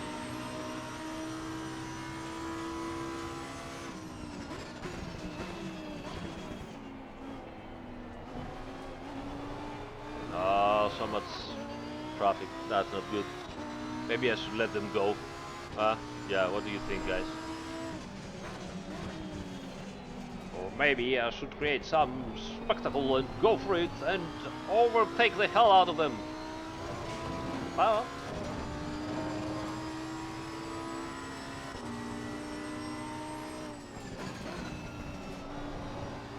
nice, so cool.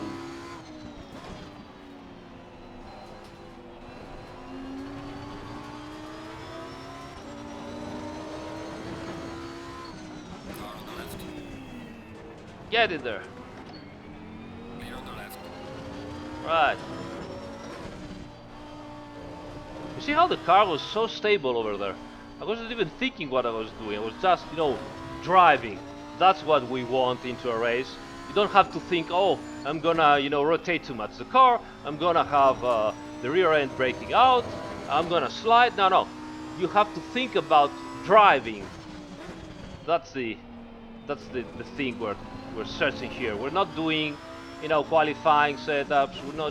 We're doing setups that you guys can use into the race, and most importantly, that you can understand how the car works, and so that you can do a better setup.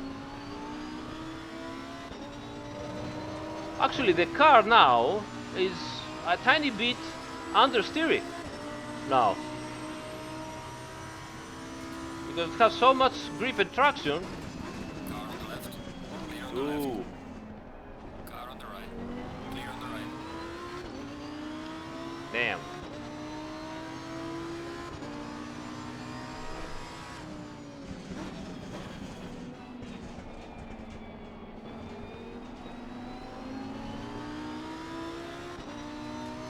Oh, come on. I wanted to do a good lap time.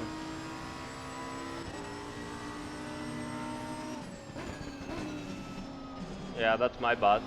I wasn't thinking. I was watching the chat again.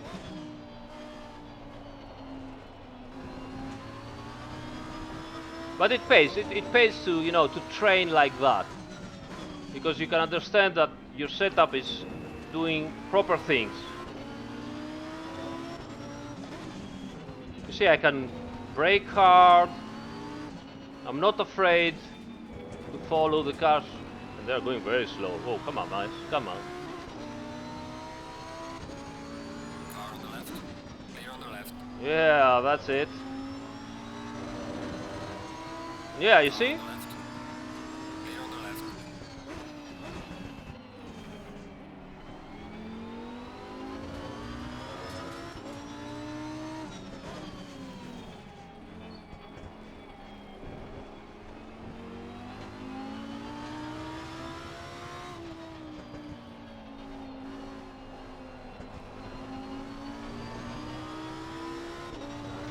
All right.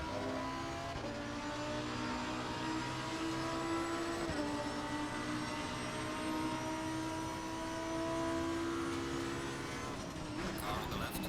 Clear on the left. Ah. Again, way. That's bad.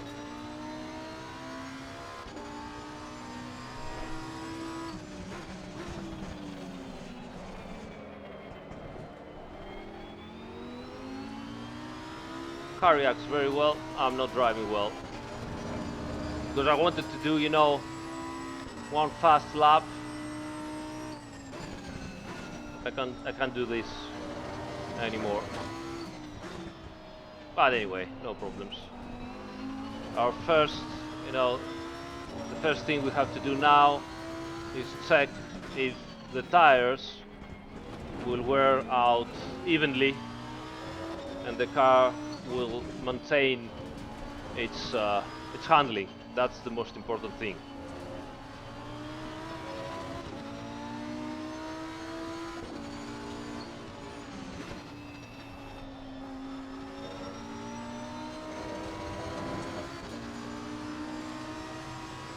Car on the left.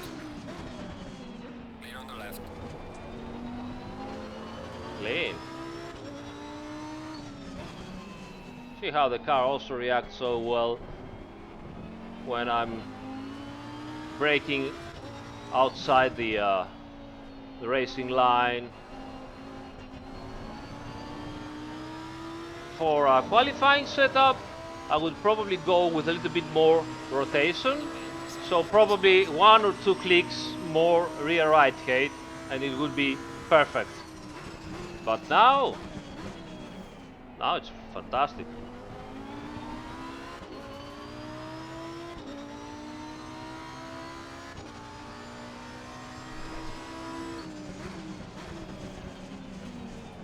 So now we are at the 4th lap, and I believe that now or maybe next lap we will start to have oversteering problems if this guy moves away from me. Come on. Die. Die, cat. Car on the left. Move. You're Clear slow. on the left.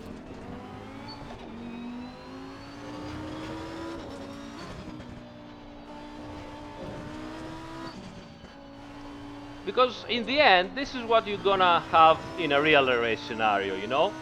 In a real race scenario, you're gonna have a guy in front of you that for whatever reason it doesn't drive well, or it keeps, you know, defending the inner line, so you're gonna have to do strange things with your racing lines, and all of that keeps, you know, consuming your tires badly.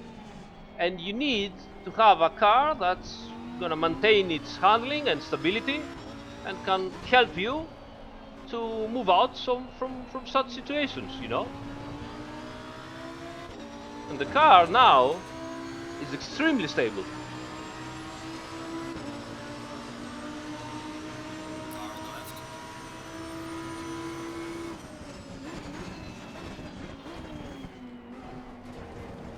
Clear on the left. Look at that.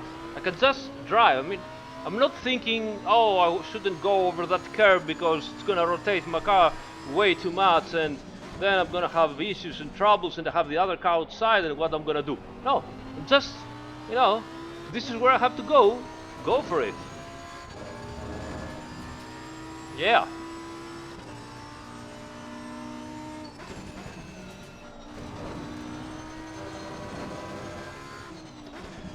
Oh, the car is so good now.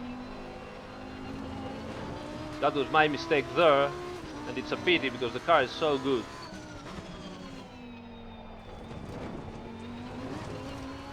Great.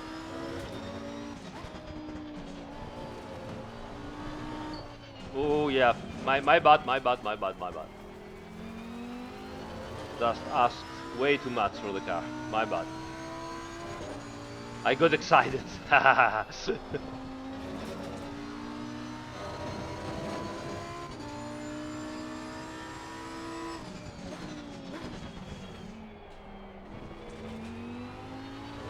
So this is the 5th lap, and I should experiencing oversteer and, you know, strange situations. Instead, I have a car that I won't say it's like, you know, the Aston Martin V8, but does whatever I asked the car to do. And I'm traction control 2 right now.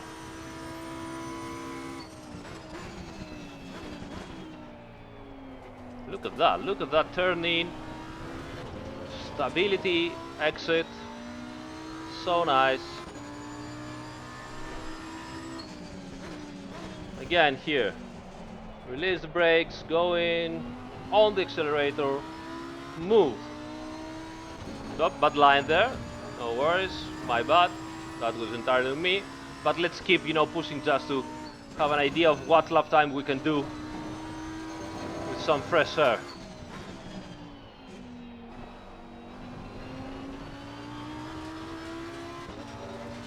So good.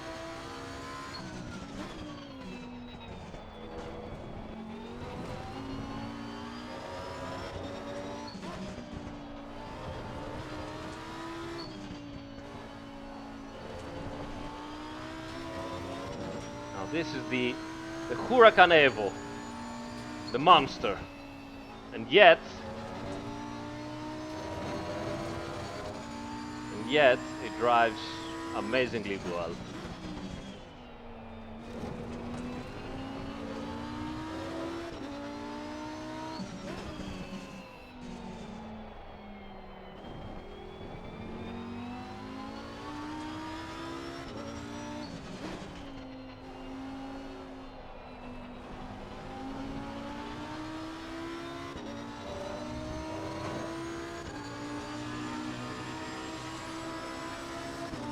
45.4, 7th lap.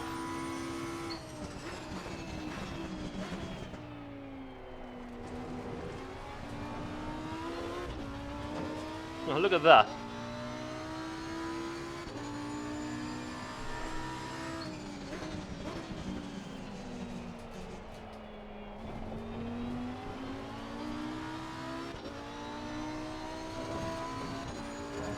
That's how you do it.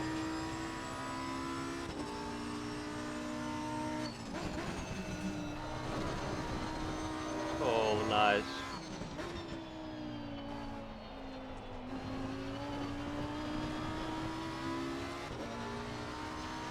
Yeah.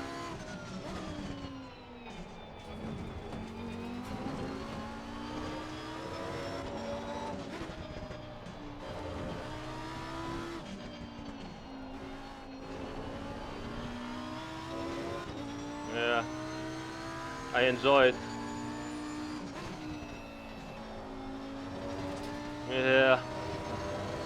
Really like now.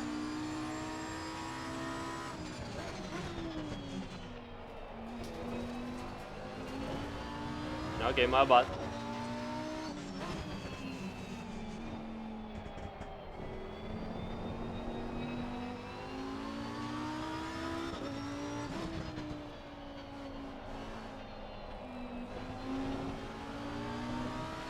I can even, rotate a little bit the car with some power oversteer.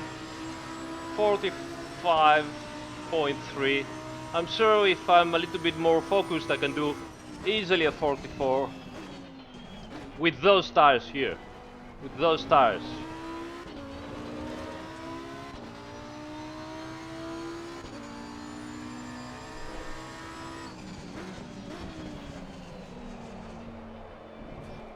I overshoot the corner, was afraid of some oversteer. No problems. Yes, the car was rotating, but I could, handle it. No big deal. I mean, look here, this car here is so amazing. The 8th lap. Let's do 10 laps and see at the end of the 10th lap how our tire wear is and what is happening.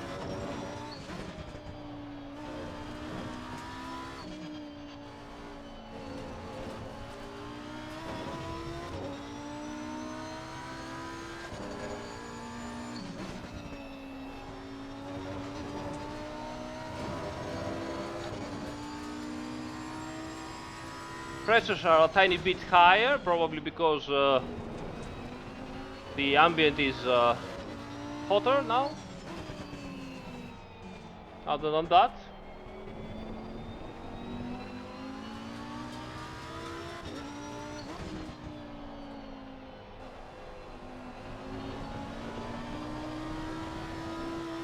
hey, I'm even power drifting now.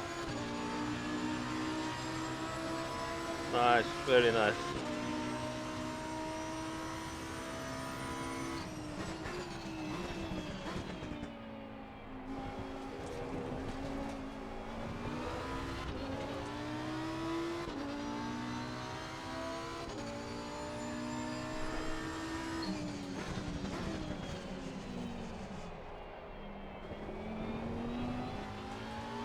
Car starts to slide a tiny bit, predictably. No issues at all. I could even raise the traction control to 3 and probably call it a day like that and be happy.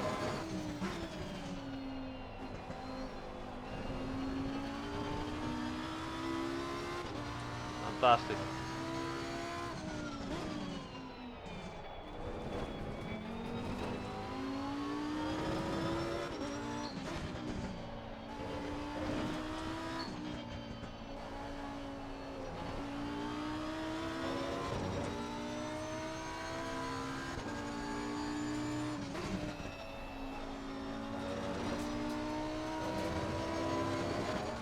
So nice, so nice.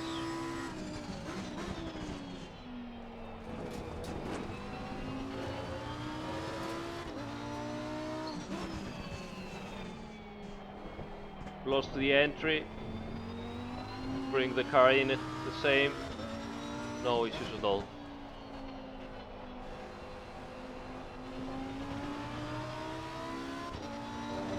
Yeah.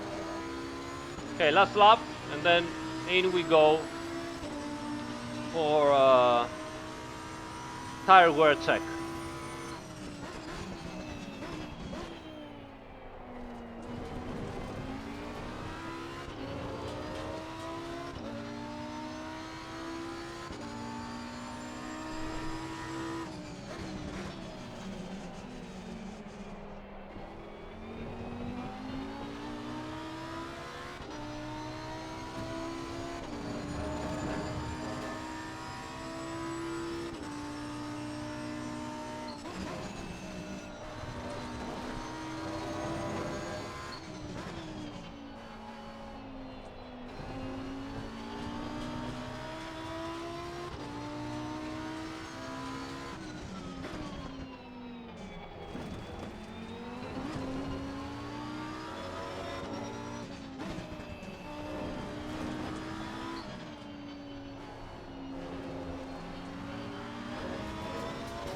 Car on the right.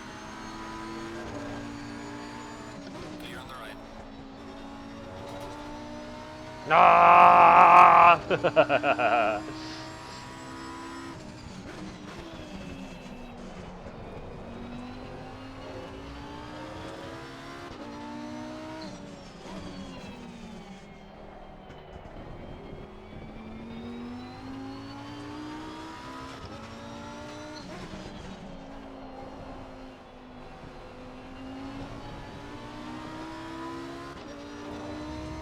Nice. Well done, mate. Cross the best. Okay, let's go in.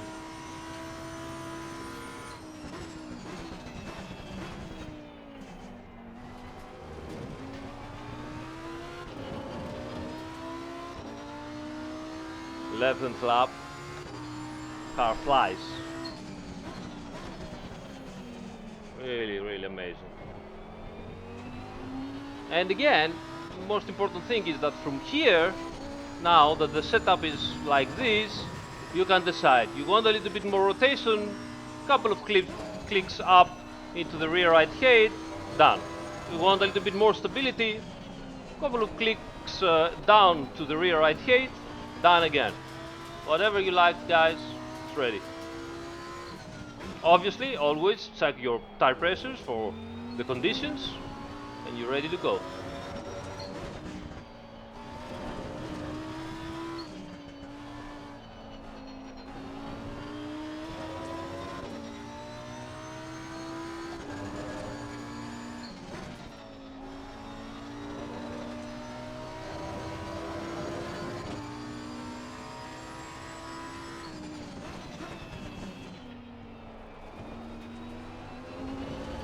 Still has a tendency to go into a tiny understeer, but for me, that's fine. If for you this is not good, you know what to do. Just keep in mind that it is a car that if you ask too much rotation, then it will start to bite you. So don't exaggerate with what you're asking from the car. Don't disqualify Aris. All right. Okay.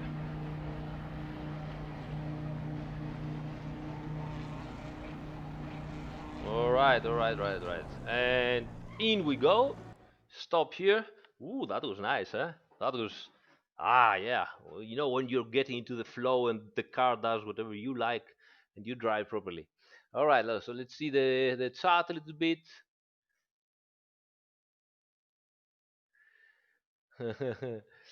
Yeah, yeah. Man in Labo yells at traffic. More news at 11.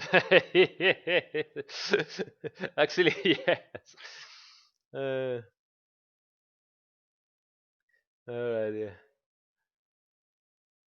yeah. Actually, yeah, traffic in Rome is Romans are crazy. I don't live in Rome. I live in Brescia, but Romans are. I don't know how to describe them. I mean, great. I mean, I guess because the character is like that, you can they can make you laugh so hard. I mean, uh, they are. If you want to have fun, go get some friends from home.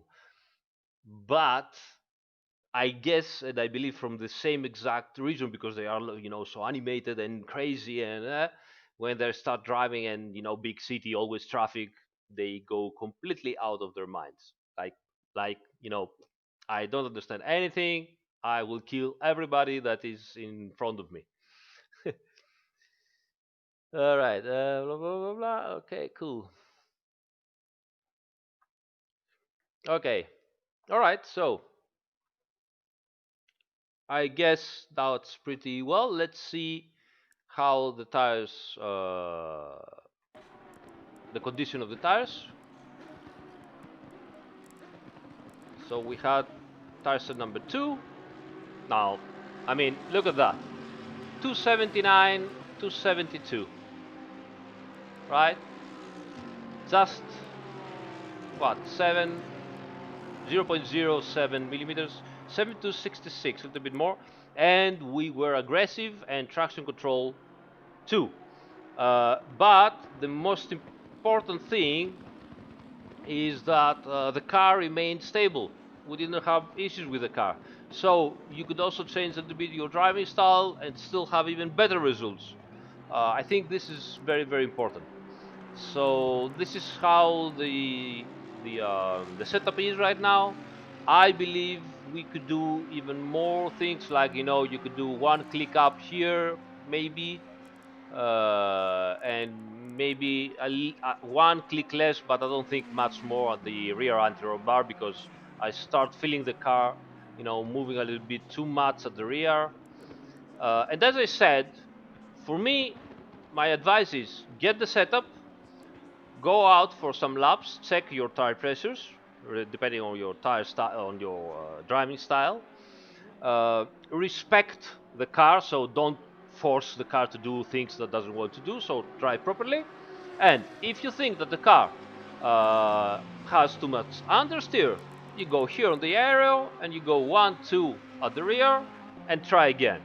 If you think that the car has too much oversteer because I don't know, you might feel that it rotates too much on you for whatever reason, you go here again, 2 clicks down, ready to go. Go out and drive. Remember, this is a race setup, so it is a little bit on the safe side. It helps you, as you saw, go into the traffic, try hard, do the things properly, and it will pay. It will give you the stability and um, it will permit you to attack better. If you want something that rotates even more, now you know what to do. Let's save this with number 8. And right, so what we can do now? Let's see the chat. Getting late indeed. Goodbye, Need024. Thank you for staying here with us. Yes, Don, I live in Brescia. Uh, How? Okay, Aika Ryu asks. By the way, how low can you safely wear the tire? Um, Under 2 millimeters, problems start. I mean, you will feel the car pretty slidey. Okay, but usually for a single stint, you'll see, depending on obviously the track and obviously the car and the driving style. But for a single 1 hour stint, the tires will be or a little bit higher than 2 millimeters or a little bit lower, like 1.9, 1.8. Still good to go. Pirelli advises to never go under 1.5 because you might have a blown up tire. We advise you the same thing. Stay careful. And keep in mind that when the tire gets thinner, because here you see where those are millimeters. Those are practically the depth from the surface. There are, if you, I don't know if you guys have ever seen any slick tires. They have some little holes, very little holes They are completely slick, but there are some tiny holes into the surface of the tire, and usually they are, inner, mid, and outside. And you put a depth meter in, and you control how deep the hole goes from the surface. Okay. Now the hole goes down to the core, let's say, almost not the core, but goes down to the skeleton of the tire. That's not exact, but goes down. And for the Pirelli tires, the a fresh tire has 3 millimeters of depth. 3 millimeters. I know it sounds very small, but trust me, this is all that you have. And now the fresh, so the tire is more fresh, so it has more uh, depth, uh, and so it means that it absorbs and moves more because it has more rubber, and that rubber, because it is more, it creates more heat. So when the tire fresh, it creates whatever temperature, whatever heat it can create. As the tire gets worn out, and the depth becomes less and less, and you go down to 2, 1.6, whatever, you have less material, less rubber. And that means that it moves less. Moving less means that it generates less heat, which means that your tire temperature will go down and your tire pressure will go down, and which means that you not only get less grip because the tire absorbs less the asphalt and everything else, but it also you get less grip because the tire pressure and temperature goes down because of the rubber material available. And not only that, because it flexes less, you get less slip angle, and so the tire becomes.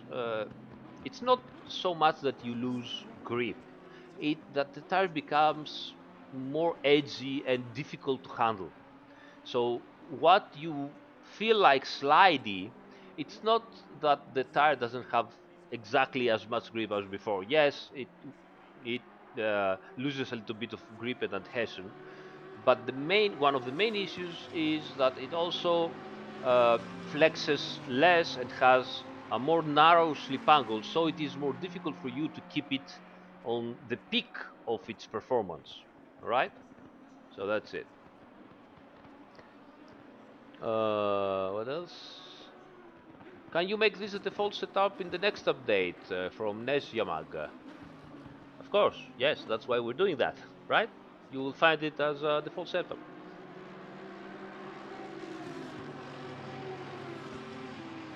How do we get your setup? Well, obviously with the next update, as we said, but I will post it in the comments when I finish the this live stream. Live stream gets I don't know what they do in YouTube. They need to compress it or whatever, and then gets released again, so you can watch it again normally as a normal YouTube, not live, obviously. And you can it doesn't you can watch the live chat, but you can also add the normal comments under the video. I will post a pinned first comment with the link to download all those setups that we created tonight, right?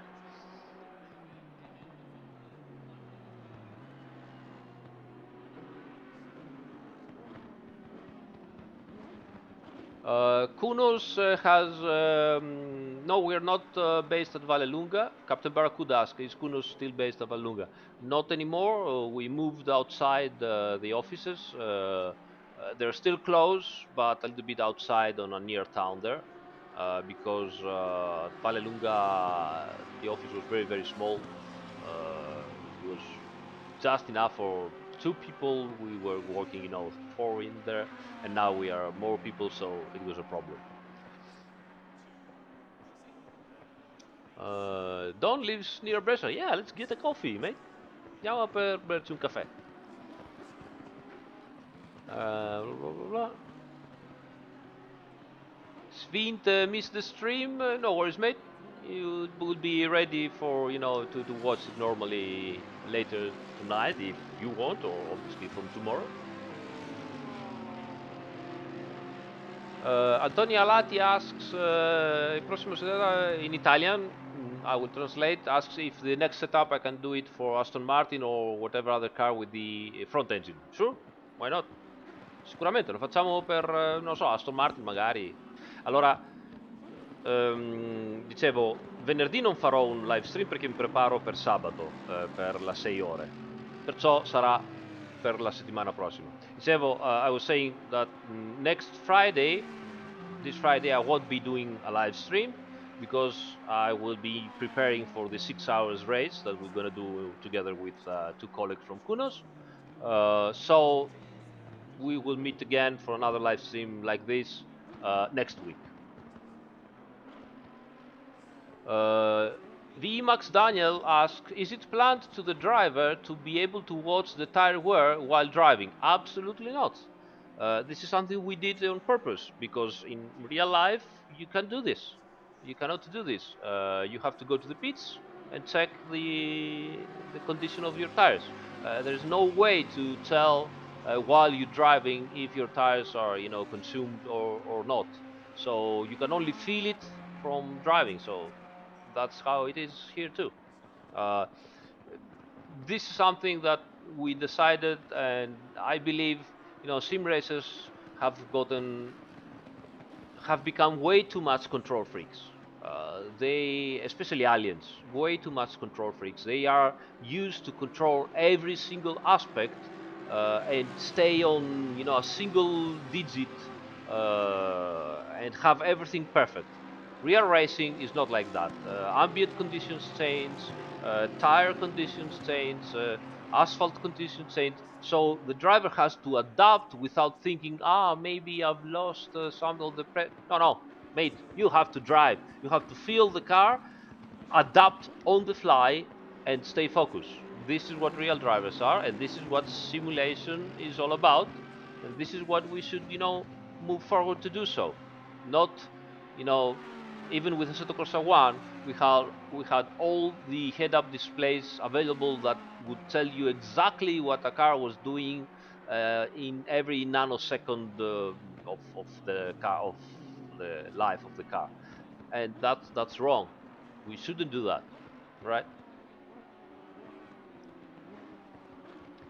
All right, let's see. Is it Tour Amato asks, is it right to go very low with PSI when the track is green? No, not really. A little bit lower, yes, maybe, but not too much. Don't overdo it. You always need to have the pressure is what makes the footprint of the tire as wide as possible. If the pressure is correct, the footprint is wide, so you have grip, right? If the pressure is not correct, then the footprint is smaller and you don't get the same grip.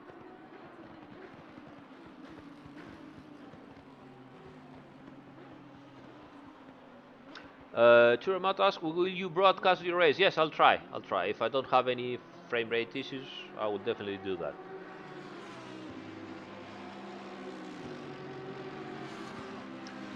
Pekka Salminen asks, doing a setup for old V12 Aston Martin would be interesting. Yeah, it's very different from this stiff and advanced aero mid-engine Ferrari and Labo. Absolutely, you're right.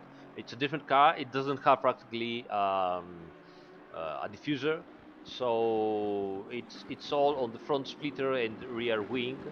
That's why it has so much power, because it has to overcome the drag generated by the rear wing that has to work in high angles.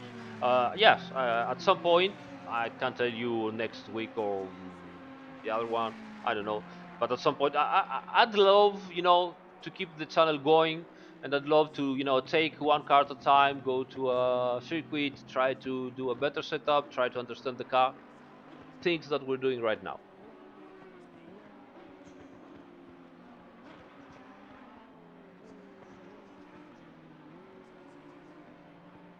Which stint are you driving in the 6 hours? Begin, middle, or end? Maybe the last one, the end one. Maybe the end one, I think. Not so sure. Guys are still no. We have already, yeah. I think Gergo is running the first stint, Minolin the second one, and the last one it's my turn.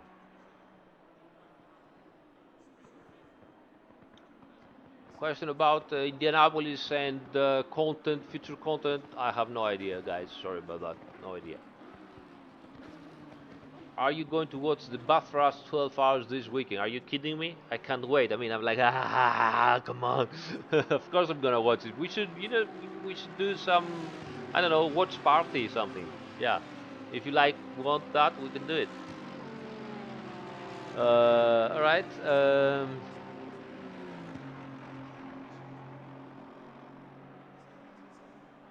All right. Okay, guys. Well, I guess we can call it a day. I think it was. You know what? Maybe I should try something. Let's get out. I need your feedback on that. So we have saved everything, right? Yes, everything's saved. Let's go back. Let's get out from here. I did watch the 24 hours, but not all of it of Daytona. I didn't watch all of it because I had some, family. Uh, so I had to follow the family. I want to go into a multiplayer, whatever, quick join, whatever, and see. Let me know, guys. Right, 16 cars makes sense. Uh, no, that's not enough cars. Let's see if the frame rate is decent. But I see everybody stopped here, so let me check if I can enable the frame rate.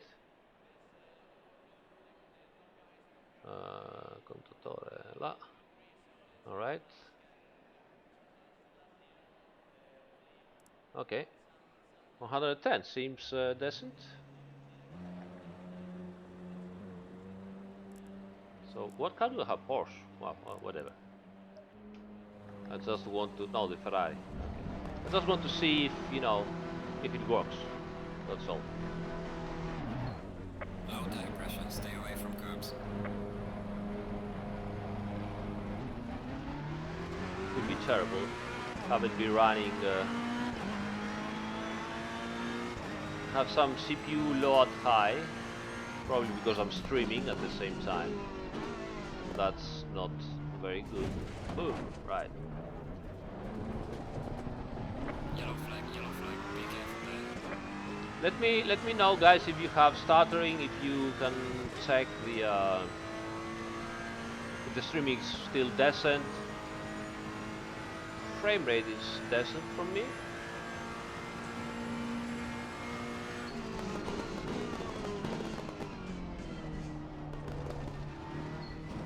Car drives decent.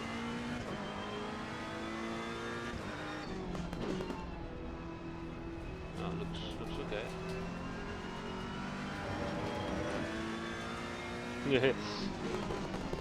The Ferrari feels so different now after all those laps on the on the Huracan.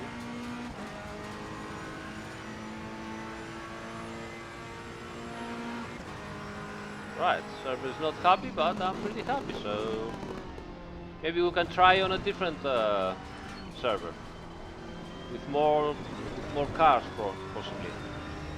Right, we could do that. Yeah.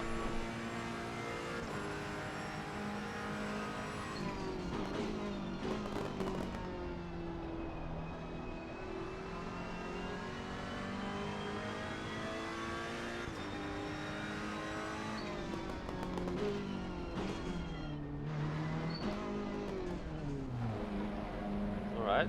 Let's move here, but we don't give any. Okay, let's find a different server, maybe. Okay, let's see if in the server list we can find someone with lots of cars. 2020. This one. Huh? Yeah. Let's try. Server is full. Damn. Refresh list. I want to find a server with as many cars as possible, but I guess it's a little bit late right now.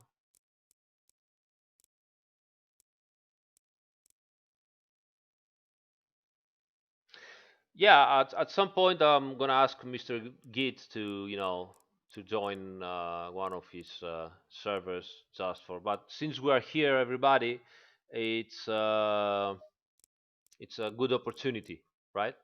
So that you can see. Okay, let's see this one. Connect. Oh, race session. Damn, not even watching what I'm doing here. Yeah.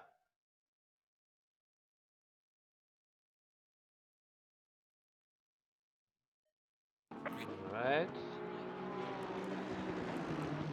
Just save whatever. I don't care. Just want to see its PA also, which is tricky for the frame rate. So if the frame rate here is good, then we're fine. And it could be 84. Yeah, I can live with that. It could be also a good opportunity to see if I raise a little bit the actually if I enable the mirror, if it still gives me decent frame rate.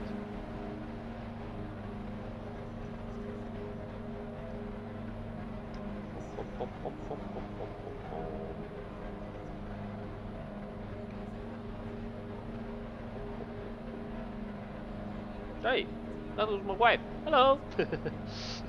Have to go? Yeah, that's what you get when you are a doctor, medicine doctor. Has to go and visit the patients at this time. All right. Okay, let's see. So she is the saint that lets me drive all night for you guys. So you should thank her, everybody. All right. So frame rate 90 looks good.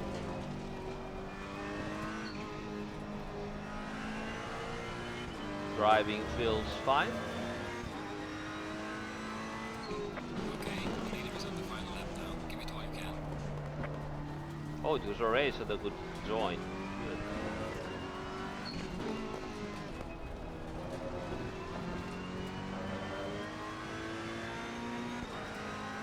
Maybe it's better that I don't stop exactly here.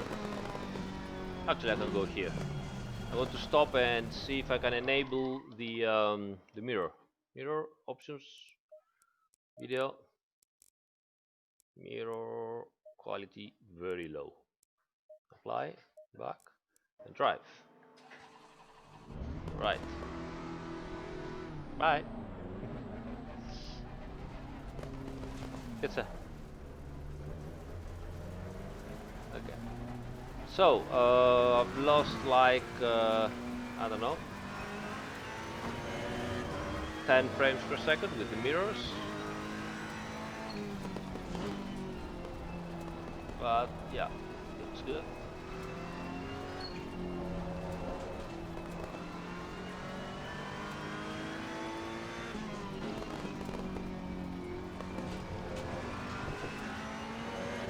Let's go to the pits and see how much, what frame rates I get. Because if I get something around 75, 70, it's still good. I can deal with it. Oh, that's the safe setup. Safe setup. I understand. 70. A bit on the downside.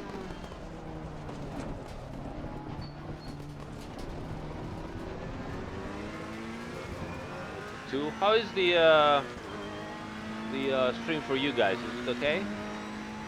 69. Damn.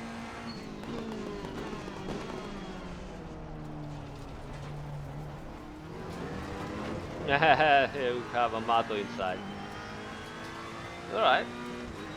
68, 69. All the cars over there.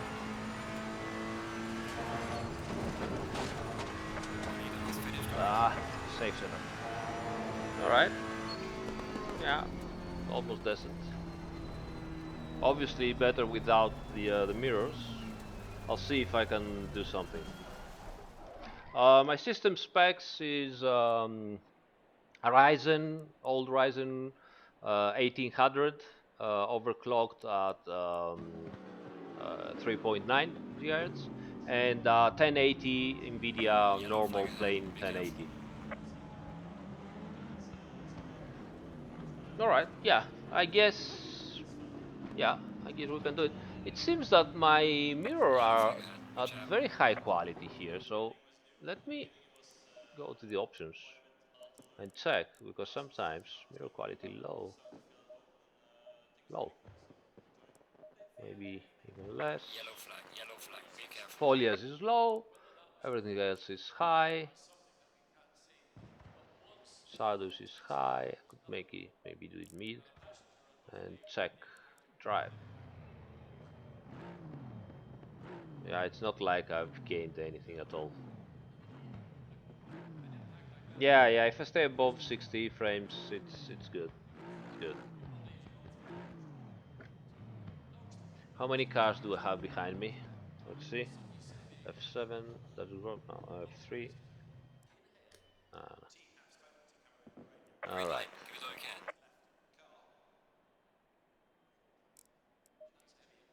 Looks good. Yeah. Well, enough cars.